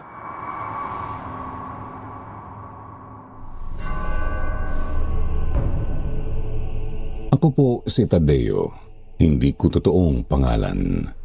Nagmula ako sa isa sa mga tagong bundok ng Mindanao. Ang aming tahanan ay humahalik sa langit. Nasa kanlungan ng kalikasan sa gitna ng malawak na talahiban. Ako ay lumaki sa tahanan ng Panginoon, sa lugar kung saan inilaan namin ang aming buong buhay sa pagsamba sa Kanya. Hindi katulad ninyong mga mababang uring namumuhay sa lusak ng pagiging makamundo. Ang tahanan ng Panginoon ay gawa sa bato, marmol at matitibay na mga kahoy. Ito ay mayroong 4 na gusali. Ang gusali kung saan tumutuloy kaming mga kanyang tagasilbi. Ang imbakan ng mga pagkain at ang lugar kung saan ikinukulong at inihahanda ang mga alay. Siyempre pa, naririyan din ang bulwagan ng Panginoon. Naroroon ang malawak na silid-sambahan. Ito ay may pahabang altar na gawa sa bato at marmol. May tig-iisang poste sa bawat sulok ng altar kung saan itinatali ang mga braso at binti ng alay. May isang malaking pinto rin sa likod ng altar na may tig-iisang sulo sa magkabilang gilid. Yun ang pinto papunta sa mismong tinutuluyan ng Panginoong magkuno. Doon namin naririnig ang kanyang boses tuwing kami ay kanyang kinakausap. Oo, kasama naming naninirahan sa kanyang tahanan ng Panginoon. Hindi siya katulad ng mga huwad na Diyos-Diyosang hindi naman talaga umiiral. Siya ay naririyan lang sa aming piling. Hindi namin siya nakikita, ngunit siya ay aming nakakausap. Naririnig namin ang kanyang boses at siya rin ay kumakain ng mga alay. Kaya nga mula sa paggising hanggang sa pag-idlip, palagi naming inilalaan ang bawat sandali sa pagsamba sa kanya. Araw-araw, walang mintis. Ito ay bilang pagtanaw na rin sa kanya ng utang na loob. Paliwanag pa nga ng aking ama na si Hernan. Ang mahal na Panginoong si Magkuno ang nagkaloob sa buhay na ating tinatamasa. Utang natin sa kanyang pagiging maginhawa ng ating buhay dito sa loob ng kanyang tahanan. Utang natin sa kanyang ating kaligtasan, malayo sa makasalanang mundo sa ibaba. Kaya't marapat lamang na siya'y ating purihin. Taos-puso natin siyang paglingkuran sa bawat araw na nagdaraan. Lagi nating isapuso ang kanyang kalooban. Ang aking amang si Hernan ay isa sa mga pinuno ng pananambahan. Siya ang namamahala sa paghuli at paghahanda ng mga alay kada buwan. Habang abala kasi kayo sa inyong kahabag-habag na pamumuhay, kami ay nagsasagawa ng pag-aalay tuwing kabilugan ng buwan. Ang pangkat ni Ama ang nanghuhuli ng iaalay sa ibaba ng bundok. Gusto ko nga sanang sumama kahit noong maliit pa lamang ako, ngunit mahigpit na ipinagbabawal para sa aming mga bata na lumabas. Ang nagagawa namin ay tumanaw lamang sa talahiban at kakahuyang nasa labas ng mga pader na bato. Natatanaw kasi iyon mula sa ikalawang palapag ng aming tinutuluyan. Kung bakit hindi kami pinapayagang makalabas ay dahil mapanganib ang mundo. Tayo ay nananatili rito sa loob ng tahanan ng ating Panginoong Magkuno dahil mapanganib at mapanlinlang ang mundo. Sa ibaba ay may mga mababango, maliliwanag, magaganda at kamanghamanghang mga bagay. Subalit ang lahat ng iyon ay may layuning hikayatin tayong lumayo sa kaloob ng ating nag-iisang Diyos. At kapag tayo ay napaniwala ng mundo, tayo ay ibabaon nito sa lusak ng pagiging makasalanan. Hindi yon kalugod-lugod para sa ating Panginoon. Siya ay malulungkot at magagalit. Masakit man para sa kanya ay mapipilitan siyang parusahan ang sino mang magtampisaw sa mundong ibaba. Ako ay nakikinig sa aking Ama.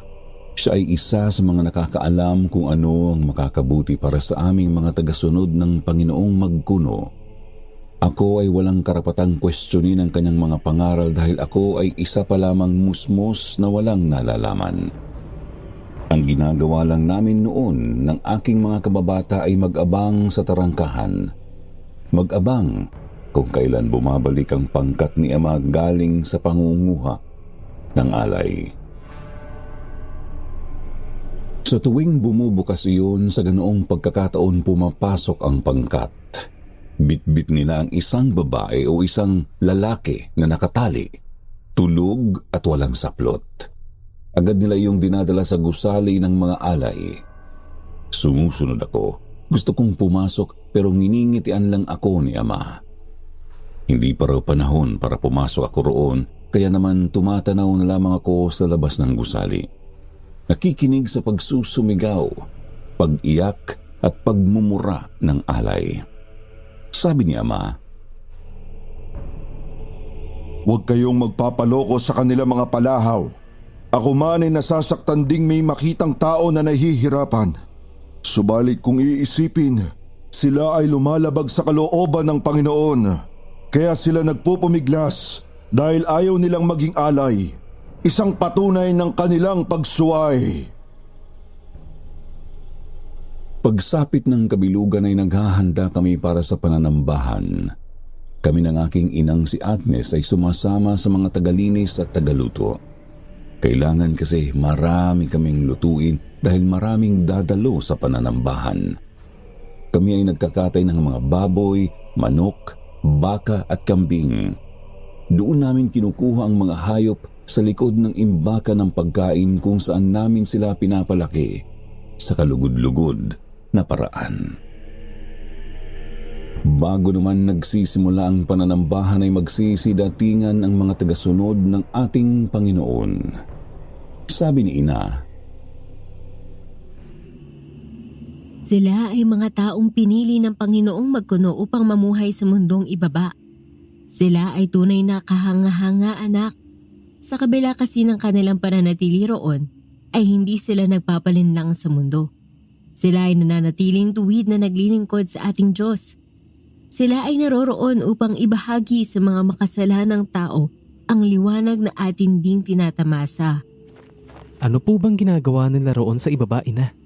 Sila ay namumuhay sang-ayon sa atas sa kanila ng Panginoon.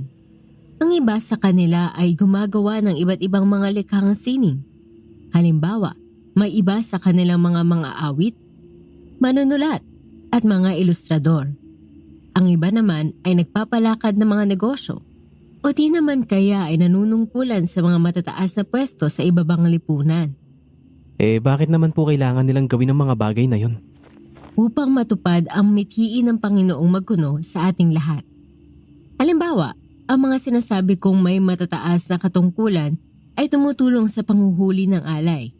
Sila ang dahilan kung bakit hindi nasasaktan ng mga taga-ibaba ang pangkat ng iyong ama. Hindi ko mapigilang humanga sa kanila. Sila ay buong tapang na namumuhay kasama ng mga maruruming tao sa ibaba. At nananatili silang tuwid at matatag sa kanilang pananampalataya sa Panginoong magkuno. Kaya naman, tuwing kabilugan ay ibinibigay din namin sa kanila ang umaapaw na papuri. Sila ay pinaghahandaan namin ng masasarap na mga pagkain at inumin. Maaari silang tumabi sa kahit sino man sa amin kapag kanilang ginusto. Ako man mismo ay nagalak nang may pumili sa akin noong 12 anyos pa lamang ako. Kaya kabado man ay malugod kong ginawa ang aking tungkulin upang siya ay mapaligaya. Kapag nagsisimula naman ang sambahan ay nagtitipon kaming lahat sa bulwagan ng Panginoon. Ito ay isang malaking espasyo na walang kahit isang upuan. Inilalagay sa altar ang alay. Walang saplot. Nababalot ng kung anong langis at tubig ang buong katawan. Nagpupumiglas at nag-iingay rin sila kapag ipinapasok sa bulwagan. Isang kasumpa-sumpang asal. Ikaw ay magiging isang alay para sa Panginoon tapos tatanggihan mo? Nakakatawa.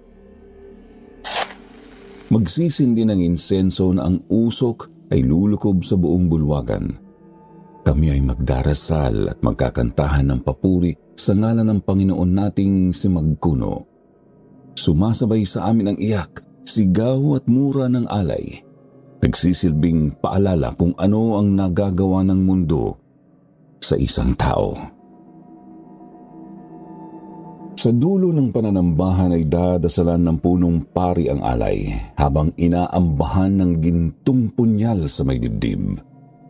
Dito lalong lumalakas ang paghuhumiyaw ng kaawa-awang alay bilang huling subok ng pagmamakaawa. Ngunit hindi kami nagpapalinlang. Itinatarak ng punong pari ang punyal sa dibdib ng alay saka iginuguhit iyon papunta sa lieg. Ipinapaligo ang mismong dugo ng alay sa buo nitong katawan pagkatapos ay isinasagawa na namin ang mga huling panalangin bago iniiwan ang katawan sa loob ng bulwagan. Babalik na lamang kaming mga maglilinis pagsikat ng araw kung kailan tapos nang kumain ang ating Panginoon. Doon darat na naming lasog-lasog na ang katawan ng alay. Bukas na ang dibdib at sikmura.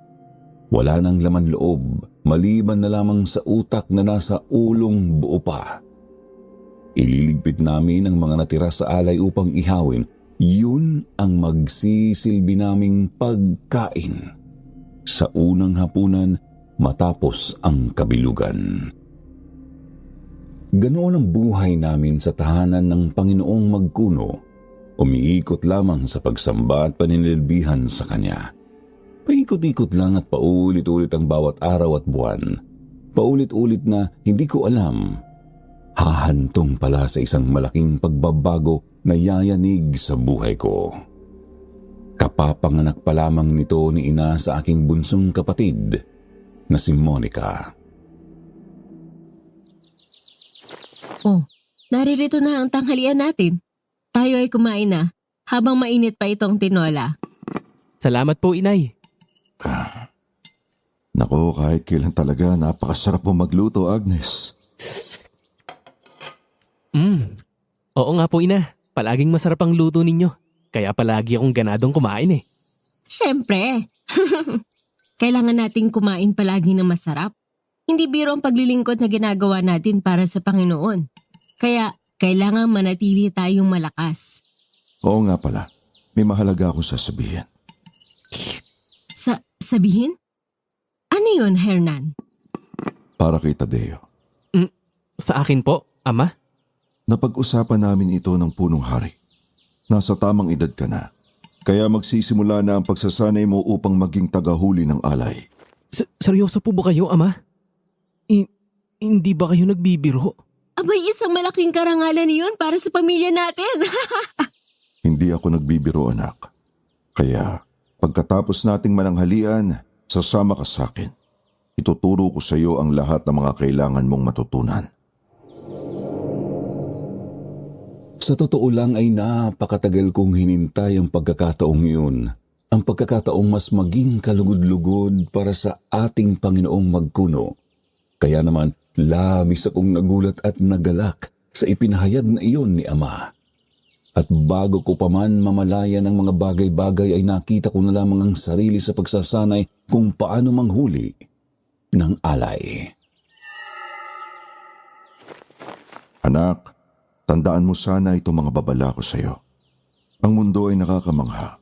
Marami itong makukulay, maliliwanag, mababango at nakakaaliw na mga bagay. Pakay nitong ikaw ay linlangin at ikayating umanib sa kasalanan. Kaya naman, kailangan mong mag-ingat. Panatilihin mong matatag ang iyong kalooban.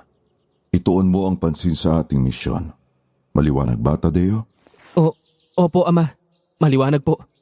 Tandaan mo, isang pagkakamali mo lang at siguradong paparusahan ka ng Panginoon. Isang mabigat na responsibilidad ang panguhuli ng alay para sa Kanya. Hindi ko alam kung ano ang ibig sabihin ni Tatay sa nakamamanghang mundo. Hindi ko alam kung ano ba ang makukulay, maliliwanag, mababango o nakakaaliw na mga bagay. Hindi pa naman kasi ako nakalalabas ng tahanan ng Panginoong magkuno. Kaya kailangan ko na lang manatiling handa upang hindi malinlang ng mundo. Yun nga lang ay hindi naging madali sa umpisa. Sadya nga pala kasing nakahuhumaling ang makasalanang daigdig sa ibaba ng tahanan ng ating Panginoon. Una akong namangha sa sasakyang gagamitin para sa panghuhuli ng alay. Doon iyon naghihintay sa ibaba ng bundok. Napakakintab at ang kulay ay kasing berde ng ilang mga dahon sa gubat. Nakakaaliw ding tignan ang mga salamin nitong kulay itim, pati na ang mga ilaw sa likod, harap at loob. Ang gandang tingnan at kakaiba. Ano ang isang yan, Ama?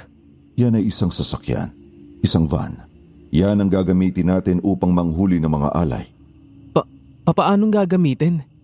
Sasakay tayo dyan. Maglilibot tayo sa mundo upang makahanap ng katanggap-tanggap na alay. Kapag may nakita na tayo, siya ay ating kukunin at isasakay sa loob nito. Tsaka natin dadalhin pabalik sa tahanan ng Panginoon. Manghang-mangha ako nang umandar ang sasakyang yun. Tumakbo mula sa mabatong bukana ng gubat pagkatapos ay dumaan sa patag at sementadong bahagi na kung tawagin ay kalsada. Nagtuloy-tuloy pa ang van hanggang sa may matanaw na akong mga tao, mga kabahayan at iba pang mga sasakyan. May mga bus, may mga kotse, may mga pedicab at may mga bisikleta.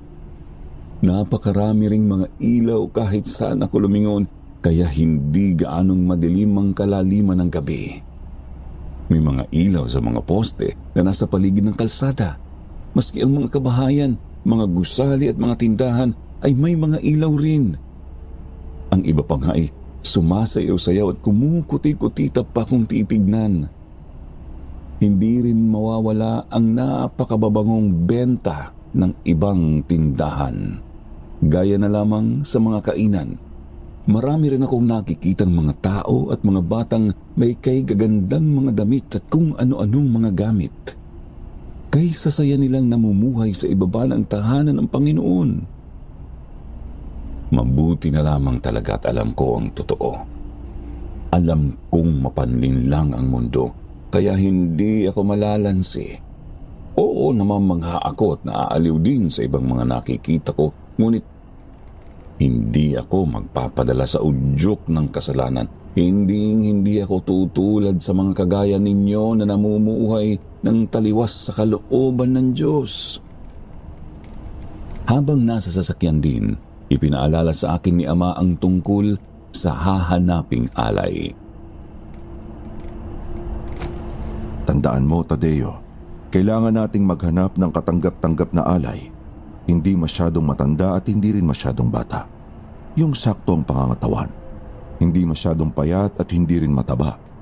Kailangan malusog, kailangan walang anumang sakit-sakit sa balat. Hindi rin po pwede ang mayroong mga sugat, pasa, tato o kahit butas ng hikaw. Ganoong tao ang katanggap-tanggap bilang alay para sa ating Panginoon. Tatandaan ko po, Ama. Nagpatuloy pa sa pagtakbo ang van.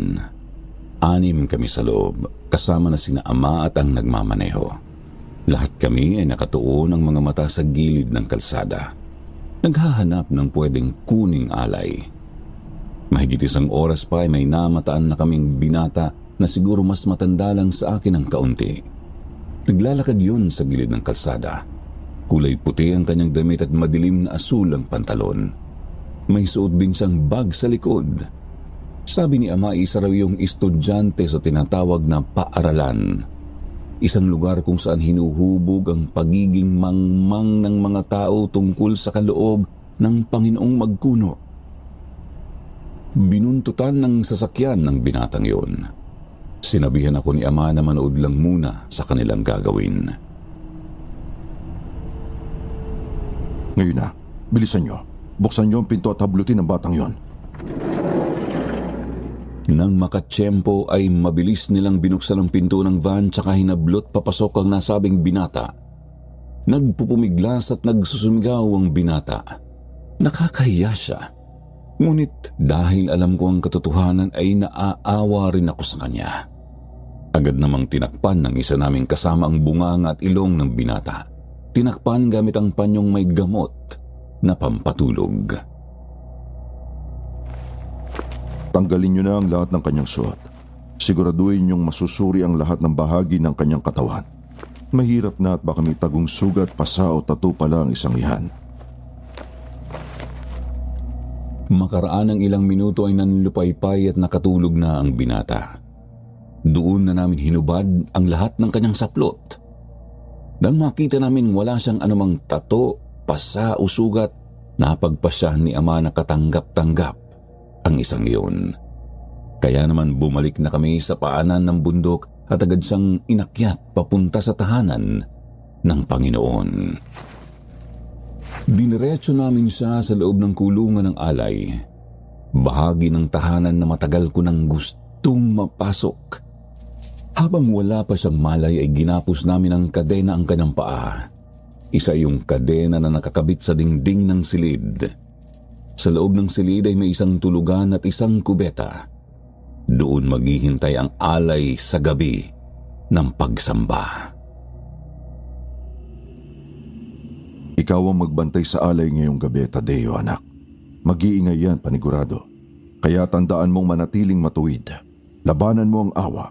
Tandaan mong makasalanan ng isang yan sa mata ng Panginoong Magkuno. Tatandaan ko po lahat, Ama. Ako na pong bahala rito. Ang lahat ay pagsubok sa'yo, kaya pagbutihin mo, anak. Lumabas ako at sinaradong maigi ang pinto ng kulungan. Doon ako naupo sa sahig sa may gilid ng pinto. Mga 1 oras pa ay narinig ko nang nagsusumigaw, umiiyak at nagmumura ang alay sa loob. Nagtiim ang mga bagang ko sa pagkainis. Hindi ko maintindihan kung bakit ba ayaw ninyong mga taga-baba na maging kalugod-lugod na alay para sa Diyos. Nakakainis ang mga taga-ibabang yan. Bakit ba sila ganyan? Ayaw ba nilang pagsilbihan ng Panginoong Magkuno? Sa pagiging alay na nga lang sila may pakinabang tapos ganyan pa? Lumipas ang buong araw at sumapit ang gabi ng pagsamba. Tuwang-tuwa ako nang makita kung paano inihahanda ni na Ama ang isang alay. Nagwawala at nag-iingay pa rin ito, ngunit hindi siya makawala. Tulong-tulong kasi namin siyang hinahawakan habang dinadasalan siya ng punong pari sa kulungan. Pinaliguan namin siya na maigi gamit ang tubig na may kahalong mga piling halaman. Pagkatapos ay pinahira naman ni Ama ng langis ang buong katawan ng alay mula ulo hanggang paa. Langis na gawa sa katas ng iba't ibang mga halaman at pinabango ng katas ng mga bulaklak. Nang matapos ang paghahanda ay agad na namin siyang dinala sa bulwagan para sa pagsisimula ng pagsamba. Mula noon ay nagbago na ang buhay ko. Kasabay ng unti-unting paglaki ng kapatid kong si Monica ang paglabas ko tuwing nalalapit ang kabilugan ng buwan para sumama sa panghuhuli ng alay. Minsan ay ako mismo ang naaatasan na manghablot ng alay. Minsan din ay ako ang nagpapaligo at nagpapahid ng langis sa kanila. Hanggang sa mabilis na lumipas ang mahigit 2 taon nang hindi ko namamalayan. Tadeo, ako ay napili ngayong gabi upang pagsilbihan ng isang tagasunod na galing sa ibaba. Kaya ikaw na muna ang bahalang magbantay sa iyong kapatid, ha? Doon na muna siya tatabi sa iyo sa pagtulog. Naku, wala pong problema, ina. Ako na pong bahala kay Monica. Ipanatag niyo lang po ang isip ninyo at nang magawa niyo ng maayos ang tungkulin. Maraming salamat, anak. Isang madaling araw, pagkatapos ng aming pananambahan, pinakiusapan ako ni ina na isabay si Monica sa pagtulog ko. Si ina nga kasi ay maninilbihan pa sa isang tagasunod na gusto siyang makatabi noong gabing yun. Ayos lang naman yun sa akin sapagkat malapit naman kaming magkapatid. Mahal na mahal ko ang aking 2 anyos na kapatid. Isinama ko nga siya sa aking silid. Pinatay ko ang gasera at agad na kaming naghanda para matulog. Monica, huwag ka nang malikot. Matulog na tayo. Gabing-gabi na oh. Magagalit sa iyong Panginoon yan. Sige ka.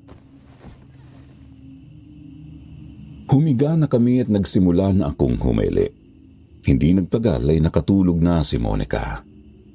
Hahayaan ko na rin sana ang sarili na lamunin ng antok. Ngunit napadilat ako nang may marinig akong kaluskos.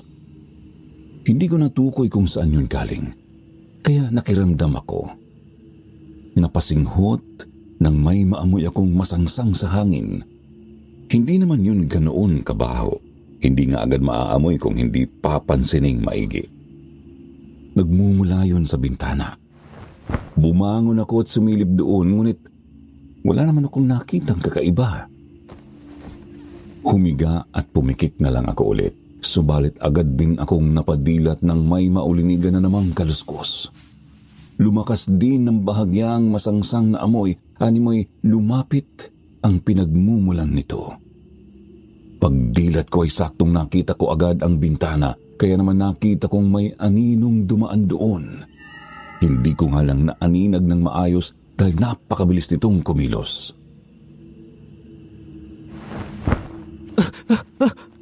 Ano yun? Ibon? Ba't ang bilis naman yatang kumilos? Sinong nandyan? May tao ba dyan? Pero, paano naman magkakaroon ng tao sa labas ng bintana ko? Nasa 2nd palapag itong kwarto ko eh. Nakiramdam pa ako. Nagtaka kung bakit kumakabog ang dibdib ko at pinanlalamigan din ako ng kalamnan. Ibinaling ko ang pansin kay Monica. Niyakap ko ang kapatid ko. Pakiramdam ko kasi ay maaaring may mangyayaring hindi maganda sa kanya.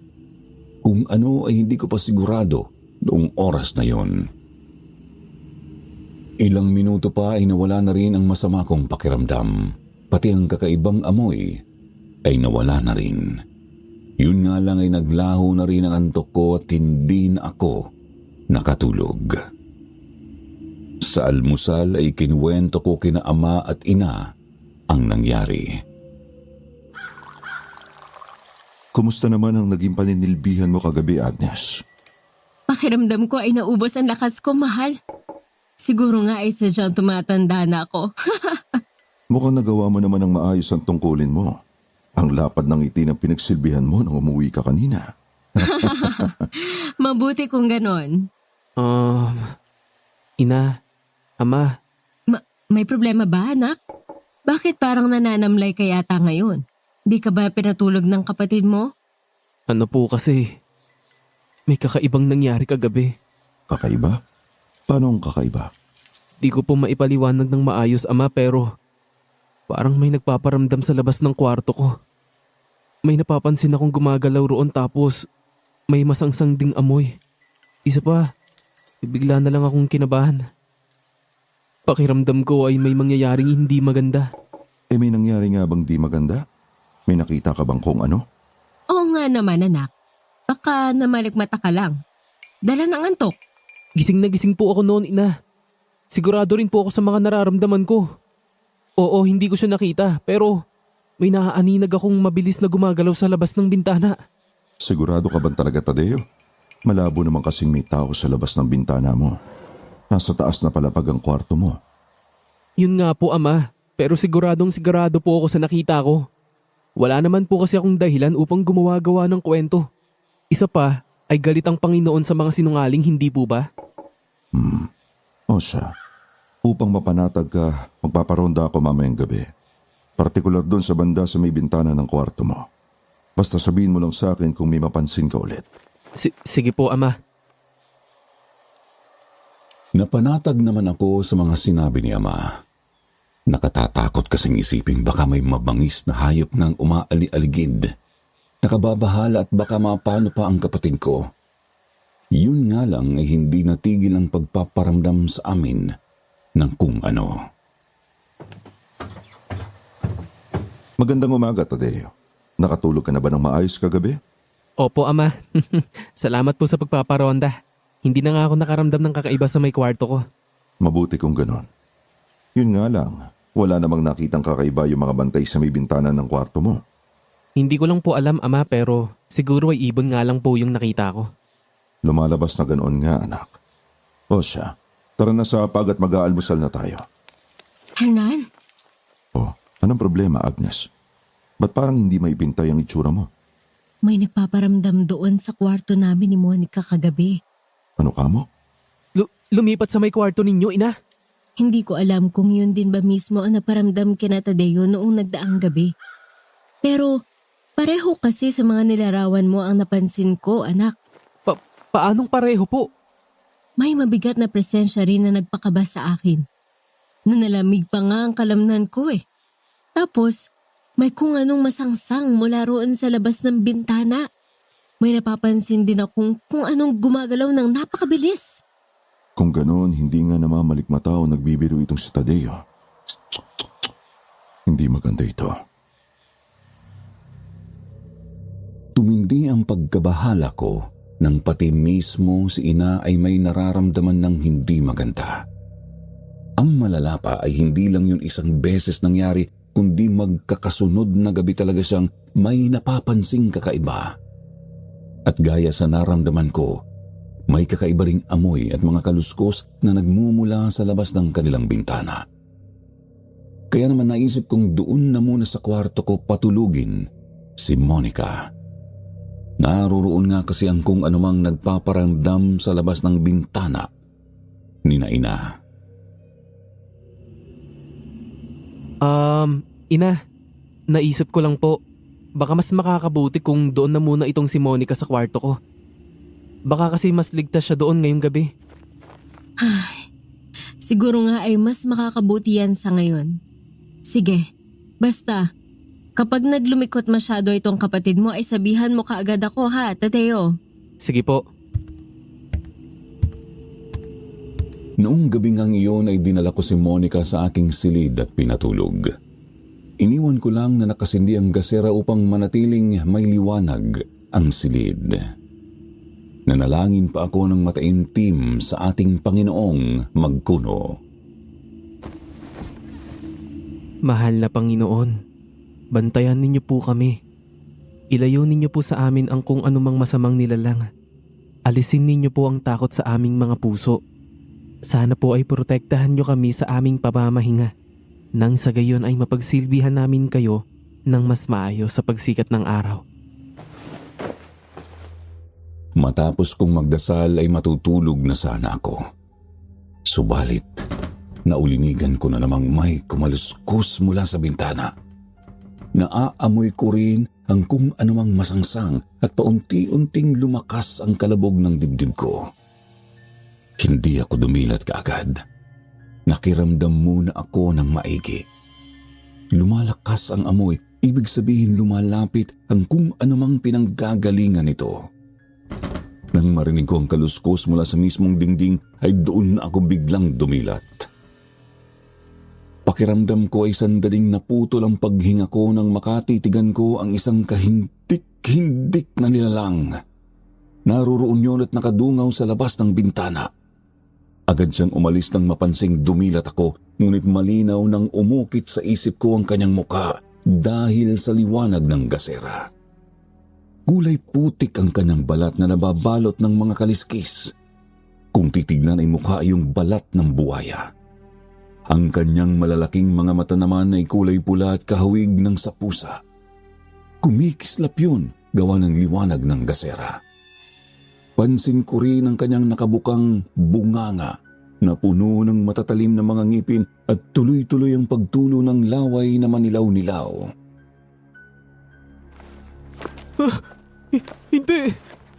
Hindi ito totoo! Halimaw! Halimaw! Di ko napigil na papasigaw. Agad na nagising si Monica. Ang ama, ina at iba pang mga kasama naman namin sa tahanan ng Panginoon ay nagising din, tsaka napapunta sa kwarto ko. Mautal-utal kong sinabing, Tadeo anak, ano nangyayari rito? Halimaw! May halimaw! Kulay putik ang balat. Pula ang mata. Naglalaway. Nakakatakot, ama. Nakakatakot. Ano? Halimaw? Huminahon ka nga at nang maintindihan ko sinasabi mo. May halimaw po. Sumilip sa bintana ko. Sigurado ka ba talaga dyan, Tadeo? Opo. Sigurado ako sa nakita ko, ama. O sige, dito na muna kayo. Titingnan namin sa labas. Tinignan nga ni na ama ang labas ng bintana. Inilawan pa nila iyon ng gasera. Wala silang nakitang halimaw. Doon na rin ako unti-unting kumalma at napansin kong wala na ang kakaibang amoy. Pati ang kakaiba kong pakiramdam, wala na rin. Subalit isa sa mga kasama namin ang nakapansing may bakas ng kung anong likido sa labas ng bintana. Manilaw-nilaw yun, napakalapot at napakabaho. Doon nakumbinsi si ama na may kung anong nilalang nga ang umaali-aligid sa tahanan ng Panginoong magkuno. Mukhang may halimaw nga talagang umaaligid dito sa atin. Sinasabi ko naman sa inyo may kung ano talagang nagmamasid sa labas ng mga bintana kapag gabi. Hernan, ano bang halimaw yang sinasabi mo? Hindi pa namin masigurado. Hindi pa namin nakikita talaga. Pero batay sa paglalarawan nitong si Tadeo, isang aswang ang nanggagambala sa atin. Aswang? Aswang? Ano pong aswang? Isang uri ng alagad ng dilim, anak. Karaniwan ay mga tao lang din ang mga ito na may kakayahang magbago ng anyo. Nagiging aso, pusa, ibon, o di naman kaya isang buong halimaw. Subalit may mga aswang din na purong halimaw lang talaga. Bakit naman tayo guguluhin ng isang aswang? Alagad ng dilim ang mga aswang. Siguradong pakay niyang guluhin tayong mga tagasunod ng Panginoon. At hinala ko, si Monica ang kanyang punteriya. Si Monica? Lumalabas kasing ganoon, Tadeo. Nakababahala man na hindi namin maitanggi ang anggulong si Monica nga ang punteriya ng sinasabing aswang. Kung saan nga kasi siya natutulog, doon din nagpaparamdam ang nilalang na yun. Kaya naman puspusan ang naging pananalangin namin bawat araw at gabi para sa kaligtasan ng kapatid ko. Hinihiling namin sana protektahan ng ating Panginoong magkuno si Monica. Sana ilayo ng Diyos sa kapahamakan ang lahat ng nananampalataya sa Kanya. Gumulong pa ang mga araw at gabi. Ramdam pa rin naming umaali-aligid ang hinihinalang aswang. Hindi na rin maitatangging sinusundan nga niya ang kapatid ko. Doon talaga sa nagpaparamdam sa kung saan mang kwarto natutulog si Monica. Hanggang sa naisip na ni Ama ang magparonda ulit ng mga bantay tuwing gabi. Sa pagkakataong yon ay ang buong palibot na ng tahanan ng Panginoon ang kanilang babantayan. Noon ay hindi na kami nakakarinig ng kakaibang mga kaluskos at hindi na rin nakakaamoy ng kung anong masangsang. Yun nga lang ay bigla-bigla pa rin akong nagigising kapag gabi. Kumakalabog ang dibdib at pinanlalamigan ng pawis. Pakiramdam ko ay may nagmamasid talaga sa amin kahit wala naman kaming nakikita. Anak, lalakad tayo ulit mamayang gabi para manghuli ng alay. Ihanda mo ang sarili mo. Opo, Ama. Pero paano po sina Ina at Monica? Huwag kang mabahala. May mga magbabantay sa kanila. Sinabihan ko na ang mga bantay na patay na agad ang halimaw kapag namataan nila. Ang akin lang, hindi pwedeng tumigil ang mga gawain natin para sa Panginoon. Dahil lang sa kung anong nilalang. Kapag nagpadaig tayo sa takot at pangamba, panalo ang kalaban. Naiintindihan ko po. Sumapit ang gabi ng panghuhuli ng alay. Gaya sa karaniwan ay sumama ako. Ang hindi ko alam, ang gabing iyon na pala ang magiging simula ng mas matindi pang mga pagbabago sa buhay ko. Ilang oras din kaming nagpalibot-libot sa mga lansangan. May isang binatilyo kaming nahuli at napatulog. Subalit nang suriin namin ay mayroon siyang tato sa likod. Kaya naman ibinaba namin siya ng sasakyan tsaka iniwan sa gilid ng kalsada. Muli kaming nagpalibot-libot sa gitna ng gabi hanggang sa may namataan kaming isang naglalakad na dalaga. Sa tansya namin ay kaidaran ko lamang ang babaeng yun o mas bata sa akin ng konti. Hindi gaanong katangkaran pero maganda ang hubog ng kanyang katawan. Ang suot niya ay isang blusang dilaw at pantalong maong. Nakayuko siya habang mabagal na naglalakad. Hinahayaan lamang niyang nakalugay ang mahaba at maalon niyang buhok. Sa palagay ko po ay katangkap-tangkap ang babaeng yun, Ama. Magaling. Humuhusay ka na sa pagpili ng alay, anak.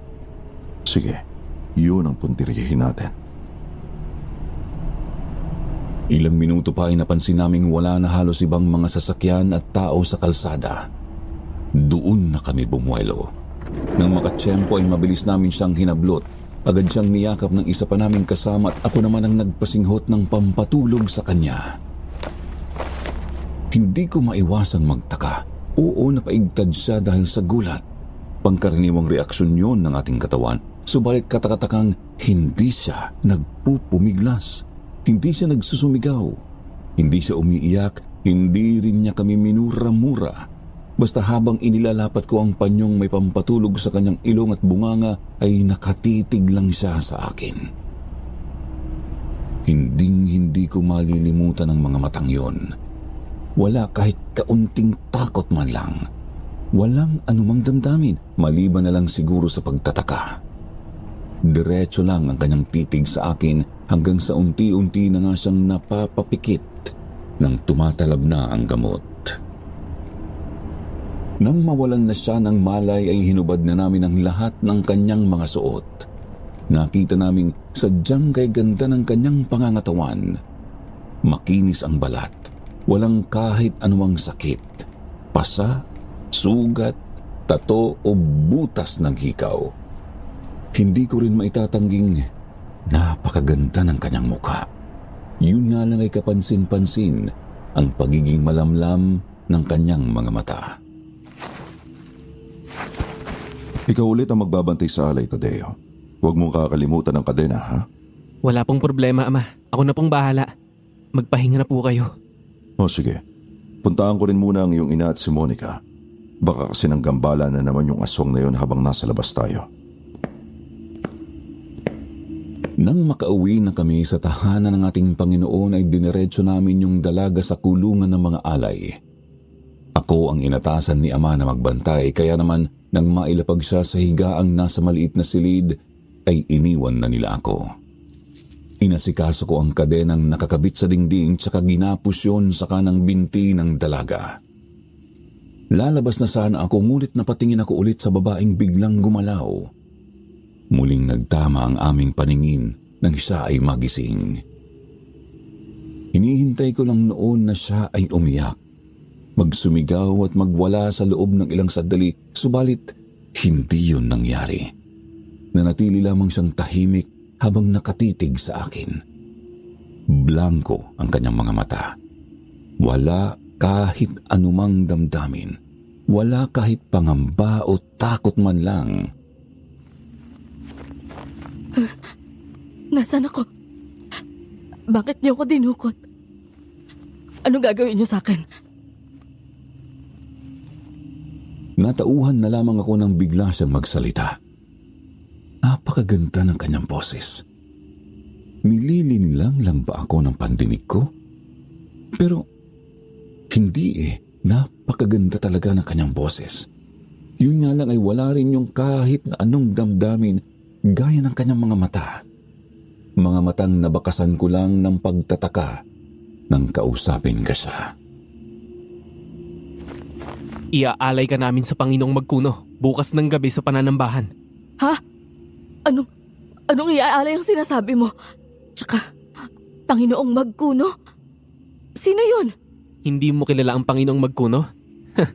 Kung sa bagay, ano pa nga bang inaasahan ko sa isang taga-ibabang mundo? Mga taong walang alam. Kami rito ang naghihirap sa pagsunod sa kaloob ng Panginoon, habang kayo naman ay nalulunod sa kasalanan. Hindi ko talaga maintindihan ang sinasabi mo. Mga taga-kulto ba kayo? Maniwala ka sa akin. Hindi ko alam ang tungkol sa Panginoong sinasabi mo. Wala namang Panginoon eh. Kathang isip lang ang mga Diyos na yan. Mangilabot ka nga dyan sa mga sinasabi mo. Anong katang isip? Totoo ang Panginoong Magkuno at kasama namin siya rito sa kanyang tahanan. Nagtiim ang mga bagang ko sa narinig. Noon din ay agad akong tumalikod at lumabas ng silid. Pabalagbag kong naisara ang pinto. Umupo ako sa sahig sa may tabi ng pinto tsaka itinukod ang magkabilang siko sa mga tuhod. Inis na inis ako noong mga sandaling yun. Napipikon dahil sa pagtuya ng babae sa ating mahal na Panginoong Magkuno. Siguro nga ay hindi siya nagwala, nagpumiglas o nag-ingay ng hinuli namin. Ngunit sa panunuya naman pala niya idadaan ang panlalapastangan sa pangalan ng Diyos. Isang malaking kahangalan ng sabihing walang Diyos. Napabuga ako ng malalim na buntong hininga. Narinig yata yun ng dalagang nasa loob ng silid dahil noon din ay bigla na lamang siyang nagsalita. Anong pangalan mo? Tadeo. Ako si Tadeo. Bakit mo na itanong? Wala lang. Kung totoong iaalay niyo ako sa Panginoon niyo, ibig sabihin, papatayin niyo ako, tama ba? Ano lang ba yung malaman ko yung pangalan ng kasama ko bago mamatay, di ba? Hindi ka ba talaga kinikilabutan dyan sa mga pinagsasabi mo? Yang sinasabi mong hindi mo alam ang tungkol sa Panginoong Magkuno. Yang sinasabi mong katang isip lang ang Diyos. Para sa'yo ba, Tadeo, totoo talaga ang Panginoon? Yung Diyos na tinatawag niyong Magkuno, totoo ba siya? Aba syempre naman, utang namin sa kanya ang lahat. Siya ang dahilan kung bakit namumuhay kami ng tahimik at maginhawa rito sa kanyang tahanan. Kailanman ay hindi kami kinakapos sa mga pangangailangan namin. Nakakakain, nakakatulog at nakakapaglibang kami ng walang inaalala. Mukhang naiintindihan na kita kahit papano. Alam mo kasi, wala ako niyang katahimikan at kaginawa ang sinasabi mo. Isang malaking kalokohan ng buhay ko. Ang Panginoon ang nagkaloob sa buhay nating lahat. Hindi tamang tuyain mo ang kanyang biyaya. Sana nga ganun lang kasimple ang bagay-bagay, no? Alam mo kasi simula pagkabata ko pa lang, hindi ko na naranasang maging masaya. Lumaki ako sa nanay kong sugarol, lasinggera, tapos nag-asawa siya ulit. Tapos isang masamang tao yung lalaki. Nambubugbog at isa siyang baboy. Binaboy niya ako ng paulit-ulit. Tapos na magdalaga ako, binenta niya ako sa kung kani-kaninong lalaki. Lahat para lang matustusan yung katarantaduhan nila ng nanay ko. Bakit mo sinasabi sa akin ang lahat ng yan? Wala naman akong kinalaman sa buhay mo eh. Isa ka lamang alay. Siguro dahil malapit na akong mamatay. Siguro nga ganun. Ikaw ba? Anong buhay meron kayo rito? Siguro masaya talaga kayo, no? Pasensya na pero hindi ako pwedeng magkwento ng marami tungkol sa amin. Kahit tungkol sa pamilya mo na lang, bawal din? Ikaw ba? May mga mahal ka din sa buhay? May mga kapatid? Kaibigan? May kapatid ako si Monica, 2 taon. Alagaan mo siya, Tadeo. Alam mo kasi, masahol ang mundo. Hindi ko alam dito sa inyo pero masaklap ang buhay sa amin. Nalulungkot ako pag may nakikita akong mga batang nahihirapan sa murang edad. Nakikita ko sa kanila yung sarili ko.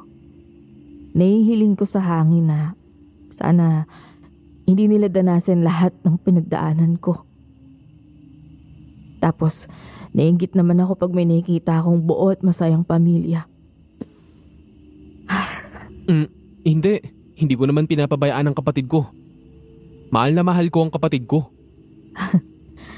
Masaya akong marinig yan. Pasensya ka na sa akin Napadaldal tuloy ako. Ganito lang talaga siguro pag malapit ka ng mamatay. Sa lahat ng mga alay na kinuha namin, ikaw lang ang ganyan. Lahat sila'y nagwawala, nagsusumigaw, tapos nagpupumiglas. Lahat sila ay ayaw maging alay. Ikaw ba? Di ka natatakot? Yung totoo, hindi ako natatakot. Nagpapasalamat pa nga ako Kasi matatapos na rin yung buhay ko. Nanginayang, oo. Nanginayang ako kasi pangit yung naging buhay ko. Pero wala Ayoko na, Tadeo. Suko na ako. Wala rin naman kasi nagpapahalaga sa akin Ang totoo nga niyan. Pakiramdam ko, ikaw pa lang yung taong nakinig sa akin ng ganito. Sabihin na natin kakaiba ka at pakay niyo akong patayin pero ewan ko, parang gusto ko talagang ilabas ang lahat ng nasa loob ko ngayon Tuloy-tuloy pa kaming nag-usap ni Mabel. Ikinuwento niya sa akin ang iba't ibang mga bagay tungkol sa kanyang masalimuot na buhay. Pinagtitibayan ko lang talaga ang kalooban ko upang hindi ako malinlang ng kanyang mga sinasabi. Gusto ko rin sanang magkwento. Gustong-gusto ko, kaso nga, bawal. Hindi kami pwedeng basta na lang magbahagi ng salita ng Panginoong magkuno sa mga mabababang uri. Humaba ng humaba ang usapan namin hanggang sa di ko na namalayang nakatulog na pala ako, pasandal sa gilid ng pintuan. Nang mag-umaga ay hindi nawala sa isip ko si Mabel. Natatakot ako dahil baka nadudungisan na ng mundong ibaba ang aking kaluluwa. Natatakot akong baka maparusahan ako ng Panginoong magkuno. Gusto ko sanang magsabi kay Ama ngunit nag-aalinlangan din ako. Kaya naman sinarili ko na lang muna ang gumugulo sa utak ko. Sabi ko sa sarili, huhugot muna ako ng sapat na lakas ng loob para magsabi kay Ama. Kinagabihan ay gabi ng pagsamba. Kami ay nagpunta sa kulungan ng alay. Nakita ko ulit si Mabel. Ganoon pa rin ang kanyang mga mata. Walang damdamin. Hindi na rin siya nagsalita ulit, bagamat nakapako ang tingin sa akin. Ako naman ay nag-iiwas ng tingin at baka may mapansin si Ama. Ngunit di ko itatangging kumakalabog ang dibdib ko sa tuwing nagtatama ang aming mga mata. May bahagi sa kalooban ko na gusto pa siyang makausap ulit. Gusto ko siyang makausap ng matagal tuwing gabi. Subalit gaya niya, nanatili akong tahimik. Walang kaalam-alam na pagsisisihan ko palang wala akong ginawa noong mga sandaling yon. Tadeo, eto ang timba. Ikaw muna magpaligo sa alay ngayon. Mas mabuti nang masanay ka sa ganitong gawain. Pero Ama. Tumatanggi ka ba, anak? Hindi po. Gagawin ko po, Ama. Sa ngalan ng Panginoong magkuno ay gagawin ko. Napalunok ako ng laway sa sinabi ni Ama. Nanginginig ko ring inabot ang bakal na timbang may lamang tubig na may kahalong katas ng mga piling halaman. Gamit ang isang kahoy na tabo ay pinaliguan ko nga si Mabel. Pagkatapos ay pinahiran ko naman siya ng langis mula ulo hanggang talampakan. Sa buong pagkakataong yun ay bahagyang nanginginig ang kalamnan ko sa di ko malamang dahilan. Nanatili ring tahimik si Mabel habang nakatingin sa akin. Sunod ay ginapos na namin siya gamit ang mga abakang lubid tsaka dinala na sa bulwagan. Inilapag namin siya sa altar at tinali ang kanyang mga binti at braso. Aalis na sana ako, ngunit napalingon din ako kay Mabel nang bigla siyang magsalita. Salamat sa pakikinig sa akin kagabi ha. Sana maging masaya kayo ni Monica. Gusto ko pa sanang magtagal sa kanyang tabi. O di naman kaya ay gusto ko siyang buhatin palabas at dalhin sa kung saan. Gusto kong itanong kung ano ang ibig niyang sabihin. Gusto ko siyang makausap, pero hindi pwede. Tumalikod ako. Tumalikod at dumiretso sa may bandang gilid ng bulwagan kung saan pumwesto sina Ina at Monica. Wala ako sa sarili noong buong pananambahang yun. Tila ba ako ay isa lamang laruang disusi na sumusunod lang sa mga pananalangin at pag-awit. Nilulukob ng usok ng insenso ang buong bulwagan. Pilit kong iniiwas ang tingin kay Mabel lalo na at napapansin kong sa akin pa rin bumabaling ang kanyang mga mata matapos magpalinga-linga sa paligid. Hanggang sa namalayan ko na lang napatapos na pala ang pananambahan namin noong gabing yun. Nakaumang na ang punyal ng punong pari sa dibdib ni Mabel. Nangingilid ang luha ko bagamat pinipigil ko. Nanlabo ang paningin ko ngunit sa gitna ng mausok na bulwagan ay naaninag ko pa rin ang pagtarak ng punyal sa kanyang dibdib. Naistatwa ako sa kinatatayuan. Makiramdam ko ay nabingi ako. Di ko marinig ang panghuling dasal ng pari. Lalabas na sana kami noong natapos na ang pananambahan ngunit bigla namang nagsalita ang mahal nating Panginoon si Magkuno. Nanatili siya sa loob ng saradong mga pinto sa altar. Ngunit dinig na dinig namin ang makapangyarihan niyang boses. Makinig kayo sa akin. Panginoong Magkuno, ano po ang inyong sasabihin? Kami po ay makikinig sa inyo. Sa susunod na kabilugan ay banal na Biyernes. Ito ang gabi kung kailan ako pinakamakapangyarihan. Gusto kong dalhan ninyo ako ng isang espesyal na alay. Espesyal na alay? Sabihin niyo lamang po ang inyong nais at aming susundin, mahal na Panginoon. Ang iyong anak, Hernan, si Monica. Si Monica, gusto niyong alay ang kapatid ko. Pero bakit po, Panginoon, patawad. Ngunit bigyan niyo po ako ng paliwanag. Tuluyan akong nawala sa sarili. Sa gilid ng altar, sa harap ng walang buhay na si Mabel, di ko napigil ang sariling magwala, umiyak at magsumigaw. Hindi ko na naisip ang kalapastangang ginagawa ko noon sa ngalan ng Diyos. Gusto kong magmakaawang baguhin ng Panginoong Magkuno ang kanyang sinabi, ngunit pinigilan ako ni Ama. Si Ina man ay wala ring magawa kundi ang humagulhul na rin habang yakap-yakap si Monica. Hinila ako palabas ng iba naming mga kasama. Patuloy lang ako sa pagsusumigaw. Huli kong nakita ang walang buhay na mga mata ni Mabel bago ako nakaladkad palabas ng bulwagan. Dire-diretso nilang dinala ang pamilya namin sa silid ni Ama at Ina. Doon ay dinasalan nila kami ng dinasalan. Si Monica ay patingin-tingin lamang sa amin. Siguro ay nagtataka kung bakit umiiyak kami ni Ina. Siguro ay wala pa siyang kamalay-malay na iaalay siya sa ating Panginoong Magkuno. Papatayin siya at iaalay sa Diyos. Papatayin si Monica? Napaisip ako, pinapatay nga naman namin ang mga alay kada kabilungan ng buwan. Kung ganun, papatayin din nila si Monica. Papatayin si Monica. Papatayin si Monica kagahin ang ginagawa namin sa mga alay kada buwan. Papatayin si Monica. Ayokong mamatay si Monica. Ang mga kapatid kaya ng mga pinatay namin ayaw ring mamatay ang mga kapatid nila. Pero hindi mahalaga ang iniisip at nararamdaman ng madudungis na mga tagababa.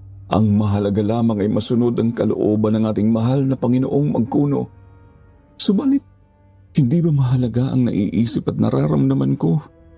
Nabahiran ba ang kaluluwa ko ng dumi ng mundo kaya ako nagkakaganito? Ito ba ang bunga ng pakikipag-usap ko sa isang alay? Hapunan matapos ang gabi ng pananambahan, hindi ako makakain ng maayos dahil sa mga gumugulo sa isip ko. Kumain kayo na maigi. Banal na pagkain ang nasa harap natin ngayon. Kailangan wala tayong sayangin. Mahal, hindi na ba talaga magbabago ang isip ng Panginoong Magkuno? Kailangan ba talaga nating ialay si Monica? Ako man ay nabigla rin sa kanyang sinabi, Agnes, pero wala. Sinubukan ko na siyang kausapin sa harap ng kanyang pinto pero di naman niya ako sinasagot. Ibig sabihin buo na ang kanyang utos. Kailangan nating sundin kung ayaw natin siyang galitin. Sana talaga mabago pa ang kanyang isip. May isang buwan pa naman eh. Baka sakali, di ba? Anak, yan ay karne ng alay. Banal na pagkain yan. Hindi natin yan dapat sayangin at alam mo yon. Alam ko naman po, Ama. Pero masama po kasi talaga ang pakiramdam ko eh. Pwede po bang dalhin ko na lang itong plato sa kwarto ko? Tapos doon na lang ako kumain kapag maayos na ang pakiramdam ko. Kung yan ang makakabuti sa'yo, sige. Basta ubusin mo yan, ha? Hindi ko manguya ang bukal sa loob na pagpayag ni Ama sa kaloob ng Panginoong Magkuno. Kaya dinala ko na lang ang platong may pagkain at umalis na sa hapag. Pagdating ko sa kwarto ay nilapag ko ang plato sa lamiseta. Napatingin ako roon. Kanin, tapos ang ulam ay inihaw na karne ng bandang tadyang ni Mabel. Tinanggal ko ang karneng nakakabit sa buto. Tinapon ko ang laman saka itinago ang buto at sa totoo lang ay hindi ko alam kung bakit ko ginawa iyon. Pero siguro ay naghahanap lang ako ng makakausap tungkol sa mga bumabagabag sa isip ko. Kaya ko naiisip si Mabel. Pakiramdam ko ay gusto ko ring may makinig sa akin gaya ng pakikinig ko sa kanya. Lumipas ang mga araw nang hindi talaga umaayos ang isip at kalooban ko. Sa umaga ay ibinubuhos ko ang oras sa pakikipaglaro kay Monica. Kung sakali man kasing maialay nga siya, ayokong mamatay sang malungkot. Pero siguro nga palusot ko lang yun kasi ang totoo, ang sarili ko ang ayaw kong malungkot. Sa gabi naman ay hindi ako makatulog ng maayos. Nasaan ako? Ang bulwagan. Bakit Nasaan ako? Bakit niyo ako dinukot? Anong gagawin niyo sa akin? Nakikita ko si Mabel sa panaginip ko. Naroroon kami sa bulwagan bagamat walang ibang tao. Mausok ang paligid gawa ng usok ng insenso. Nakahiga at nakagapo siya sa altar. Ako naman ay nakatayo sa kanyang bandang paanan kaya kitang-kita ko ang kabuuan ng kanyang kahubdan. Naliligo sa tubig, langis at dugo. Kitang-kita ko rin ang mga mata niyang walang damdamin. Sa una ay salita ako ng salita ngunit tahimik lang siyang nakatingin sa akin tsaka na siya tumugon makalipas ang iilang minuto. Salamat sa pakikinig sa akin kagabi ha. Sana maging masaya kayo ni Monica. Bumubugso ang usok sa bulwagan. Napapikit ako at naitabon ang isang braso sa mukha. Ilang sandali pa ay dumilat na ulit ako at tumingin pabalik sa altar. Halos malaglag ang puso ko nang makitang si Monica na ang naroroon. Gaya ni Mabel, wala rin siyang saplot at naliligo sa tubig at langis. Nakahiga at nakagapos habang nakapago ang mga mata sa akin.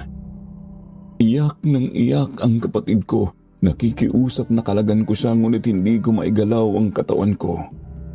Ilang sandali pa ay nakita ko na lang na gumuhit ang isang sugat mula sa kanyang dibdib papuntang leeg. Doon ay tumatagas ang napakaraming dugo na bumabalot na rin sa buo niyang katawan. Lalo pa siyang nagsusumigaw nakikiusap na huwag ko siyang hayaang mamatay. Monica! Panaginip? Pinabangungot ako. Monica! Ang kapatid ko! Lumipas pa ang mga araw at linggo. Papalapit na ang banal na Biyernes. Sumagad ang init ng paligid kaya natuyo ang mga talahib sa labas ng tahanan ng Panginoon. Papalapit na rin ang sunod na gabi ng pananambahan. Palala ng palala ang bagyo sa kalooban ko. Hindi ko pa rin matanggap na mamamatay si Monica mismo sa aming mga kamay. Hanggang sa sumapit na ang gabi bago ang kabilugan ng buwan. Lapastangan na akong lapastangan sa paningin ng Panginoong magkuno. Mababang uri na akong mababang uri, subalit mahal na mahal ko ang kapatid ko at ayoko siyang mamatay. Nag-aalinlangan man ay pinilit kong lakasan ang loob para lang mailigtas ang kapatid ko. Ina? Tadeo, kung pakikiusapan mo akong gumawa ng paraan para baguhin ang isip ng ating Panginoon, alam mong wala na akong magagawa. Maniwala ka, anak. Masakit din sa akin ito. Napakasakit. Pero hindi ko alam kung paano ililigtas si Monica.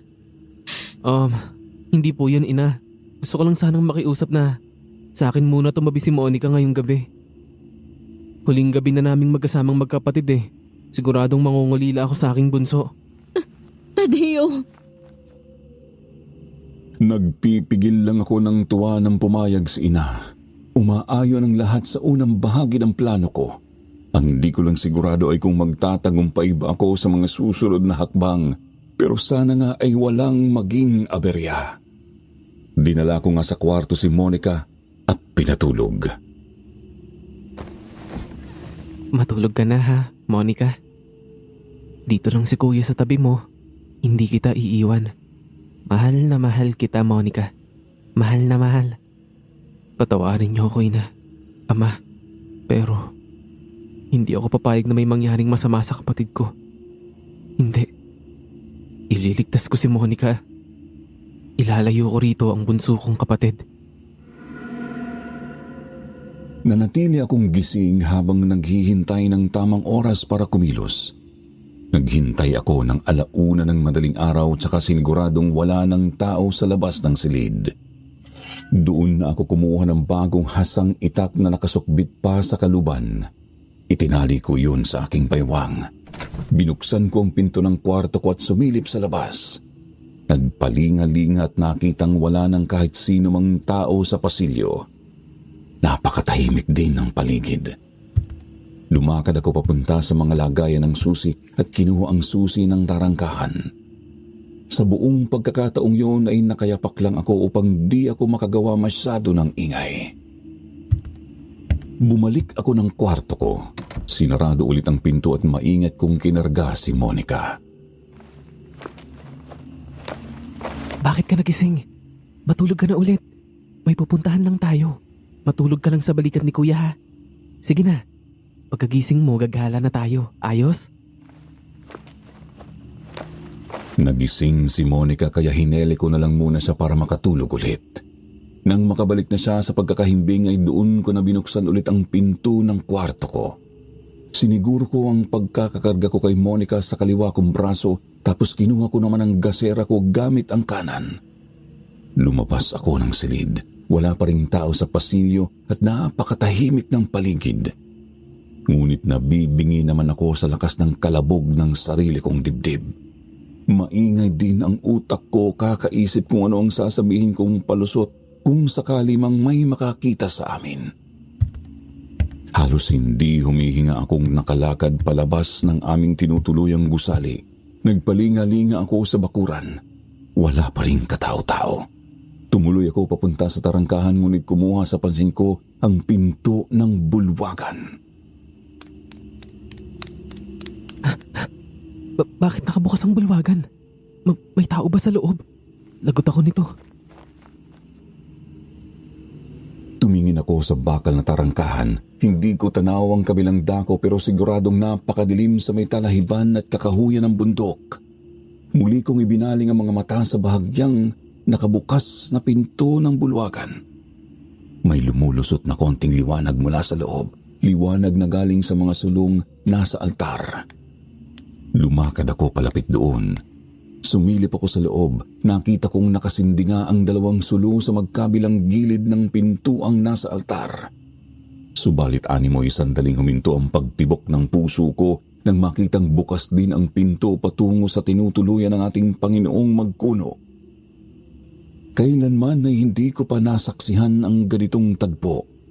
Nagbubukas lang naman kasi ang pinto sa altar kapag sarado na ang mismong pinto ng bulwagan. Subalit sa pagkakataong yun ay parehong bukas ang mga pintong iyon. Lumabas ba ang Panginoong magkuno? Kung oo, saan naman kaya siya nagpunta? Kinabahan akong lalo. Natakot akong baka mismo ang Panginoon ang makahuli sa aking itinatakas ang gusto niyang alay. Pero hindi. Naroroon na ako. Ayoko nang umatras. Ililigtas ko si Monica. Lumunok ako ng laway. Dali-dali akong lumakad papunta sa tarangkahan. Inilapag ko muna ang gasera sa lupa tapos binuksan at tinanggal ang kandado ng tarangkahan. Pinulot ko ang gasera. Marahan kong sinipa ang isang bahagi ng bakal na tarangkahan. Nangilo ako sa malakas nitong langit-ngit. Siguradong maririnig yun ng sino mang gising. Nagising na rin mismo si Monica. Tinanong niya kung bakit nasa bakuran kami at kung saan kami pupunta. Pigit ka na ulit, Monica. Hindi pa tayo nakakarating eh. Kailangan kasi tulog ka pagdating natin doon. Para ba mas masaya? Noong pumikit na ulit si Monica at inihiga na ang ulo sa balikat ko ay lumakad na ako palabas ng bakuran. Subalit, natigilan ako nang sumalubong sa amin ang isang pamilyar na nilalang. Kulay putik ang kaliskisin niyang balat.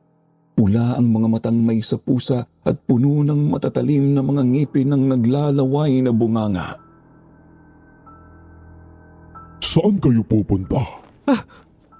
Hindi! Saan mo dadalhin niyang alay? Saan mo dadalhin ang pagkain ko? Nanginig ang kalamnan ko nang dumagundong ang boses niyang parang galing sa hukay. Nang hilakbot ako, sagad hanggang kaluluwa. Gusto kong manalangin sa ating Panginoong magkuno. Gusto kong humingi ng tawad sa Kanya at humiling na sana ay iligtas niya kami. Subalit hindi yun maaari.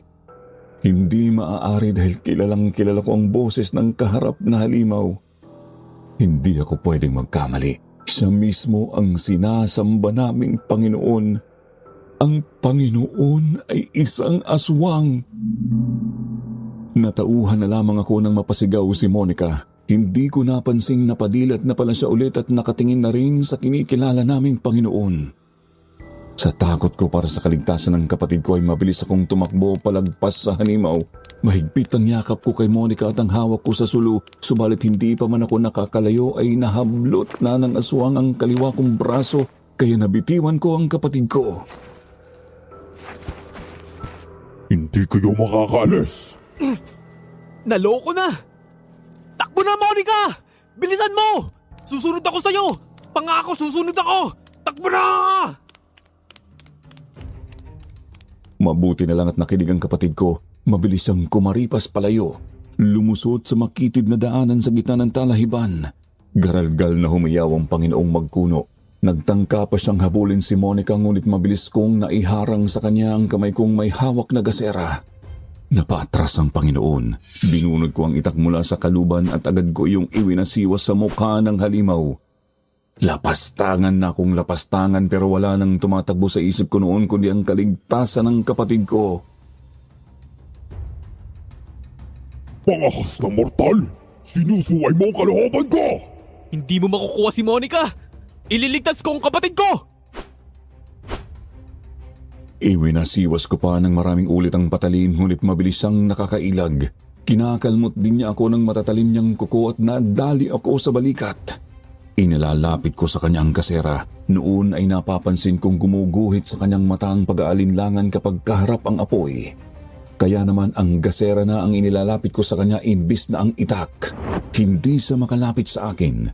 Pansin kong naiinis na siya sa ginagawa ko. Anong ginagawa mo? Tadeo! Sandali akong natigilan nang marinig ang bulyaw ni Ama mula sa loob ng tarangkahan pero hindi ako nagpatinag. Ayokong makinig sa isang taong walang pagpapahalaga sa sarili niyang anak.